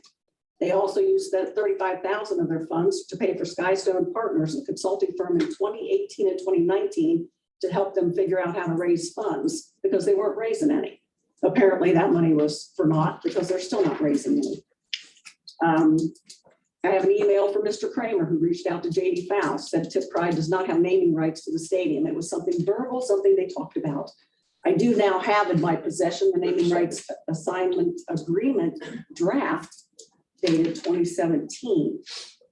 That would have been signed had it been approved by the treasurer here at Tipp Schools, Tipp Pride Association, and the city manager, but it was never approved. It's only a draft. If you bother to look at Premier's contract, they also have naming rights. And if those naming rights are taken away from them, it has to be approved. So I think not everything was put in the pile, not everything's been looked at. Thank you, Mrs. Bone, I appreciate it. But yes, I'll go on in January about this because I know we all want to get home to bed, but Thank you. please look at those forms. Thank you. Mr. Watson. I just want to bring up the chief thing. You know, when I speak about truth, I've been loaned this book, which has been rewarding. Yeah, I read the Bible and everything in red, which is good. But this is an outstanding book I would recommend to the community. It's called Rose Book of Bible Charts and Maps and Timelines. And it's amazing. So you can get on Amazon, I think, and get it. I want you to know straight from my mouth the things I do and say like this book said, Christ came with love, but he came with rewarding love and tough love. And there's a difference. And so if I do something you don't like, it's probably because it's tough love. And Jesus exemplified that. It shows it in this book. Okay, I'm gonna do something unusual because I feel burdened. And that is, I'm gonna say a half-minute prayer. Lord, we know the group who is here. We pray for their hearts. We pray for the school board, that everything will be done right. And now I'm going to pray for my friend Jerry Huntsberger. Lord, bless his body. And bless Kim. Lord, she got a lot on her plate and she got a father that needs her. So Lord, give her strength to do whatever is right in your advice. Amen. Thank you, Mr. Watson. Thank you. Thanks, Dawn. Sorry to hear about your friend, sir. So we had another executive session on this agenda that wasn't Oh. removed, Let's just table it. and it's I don't even know off what the it's agenda. about. Don't even know if it's about this. But Is it I pressing? just let me. I will. It was not supposed to be removed. So like the earlier executive session was added by Mrs. Zakor, but it did not replace or remove the subsequent one that was occurring. And so those two items, which are still on the agenda, if they're not reflected on there, which we'll need to add back, were adjourning to executive session for the purposes of considering a complaint against a public employee or official, or compensation and employment related to a public employee official. And so I would, however, entertain a motion to table that to the next meeting. So motion by Mrs. Dunaway to table, right, motion to table that item, which would have been 11A. The motion to table the executive session has been made by Mrs. Dunaway, seconded by Mrs. Drum. Any discussion? Mrs. Fox, please call the roll. Dunaway, Yes. Drum, Yes. Maines, Yes. Patry, Yes. Zakor. Yes. Motion passes. Next item is item 12, miscellaneous or upcoming meetings. The next meeting is a Records Commission meeting, which will take place on January 4th, 2022 at 5:45 p.m. The next organizational meeting will take place on January 4th, 2022, beginning at 6 p.m. And then the next item is item 13, future agenda items, future board agenda items. Anybody wish to add anything? Oh, just the stuff from tonight. Well, Oh, yeah, I mean, other That's than, tabled, yeah, yeah. table stuff. And just for the board's information, we did table a discussion of that list of items to the work session in January. so the whole list of the items that have been previously discussed and tabled to our next work session to discuss those. Yes. Go ahead, Mrs. Jones. In January in our work session, I would like to add, talking about work sessions being Actual on work YouTube. sessions? Oh, on YouTube versus not, like some discussion on like, if we need to have a camera or if we need to have people just come back in for transparency purposes. Have they not been on YouTube? They No, are on YouTube. I don't want them on YouTube anymore. Oh, gotcha. All right. We've had this already done Don't a want thousand the times. work sessions on YouTube. So Okay. I'd like Yeah, to we'll have discuss that it on then. a discussion. Wait, and can I also move, oh, sorry. Hold on. before. So, Yeah, right, before. Mrs. Drum would like to add work session Discussion, discussion yes. generally. All right. Yes. And then Mrs. Dunaway, you had something? Well, at the beginning of the year, I suggested that we put all of our topics for work sessions into an Excel sheet so that we could all see it on a shared drive. And to my knowledge, we haven't really hit any of those. So I think we should go through those because those have been ongoing issues for 12 months That's what now. we're doing at the work Yeah, session. We said the work perfect. session. Perfect. They're reviewing all the ones. that are Okay, in that okay, spreadsheet. perfect, Yeah. perfect. And then her ad. So, okay, yeah. Yeah. So maybe just add that onto that shared drive, just put hers on there with everything. That's, Fantastical. anything else? I would understand a motion to adjourn. Oh, you Rick. I will move. All right, Mrs. Zakor, second by Mr. Patry. You lose your chance. As soon as you lose. All right, any discussion. Very disappointing, Mr. Mannings. Mrs. Fox, you call the roll. Zakor, Yes. Crabtree, Yes. Drum. Yes. Dunaway, Yes. Maines. Yes. Motion passes. We are now adjourned. Thank you, everybody, for coming. Oh, wow.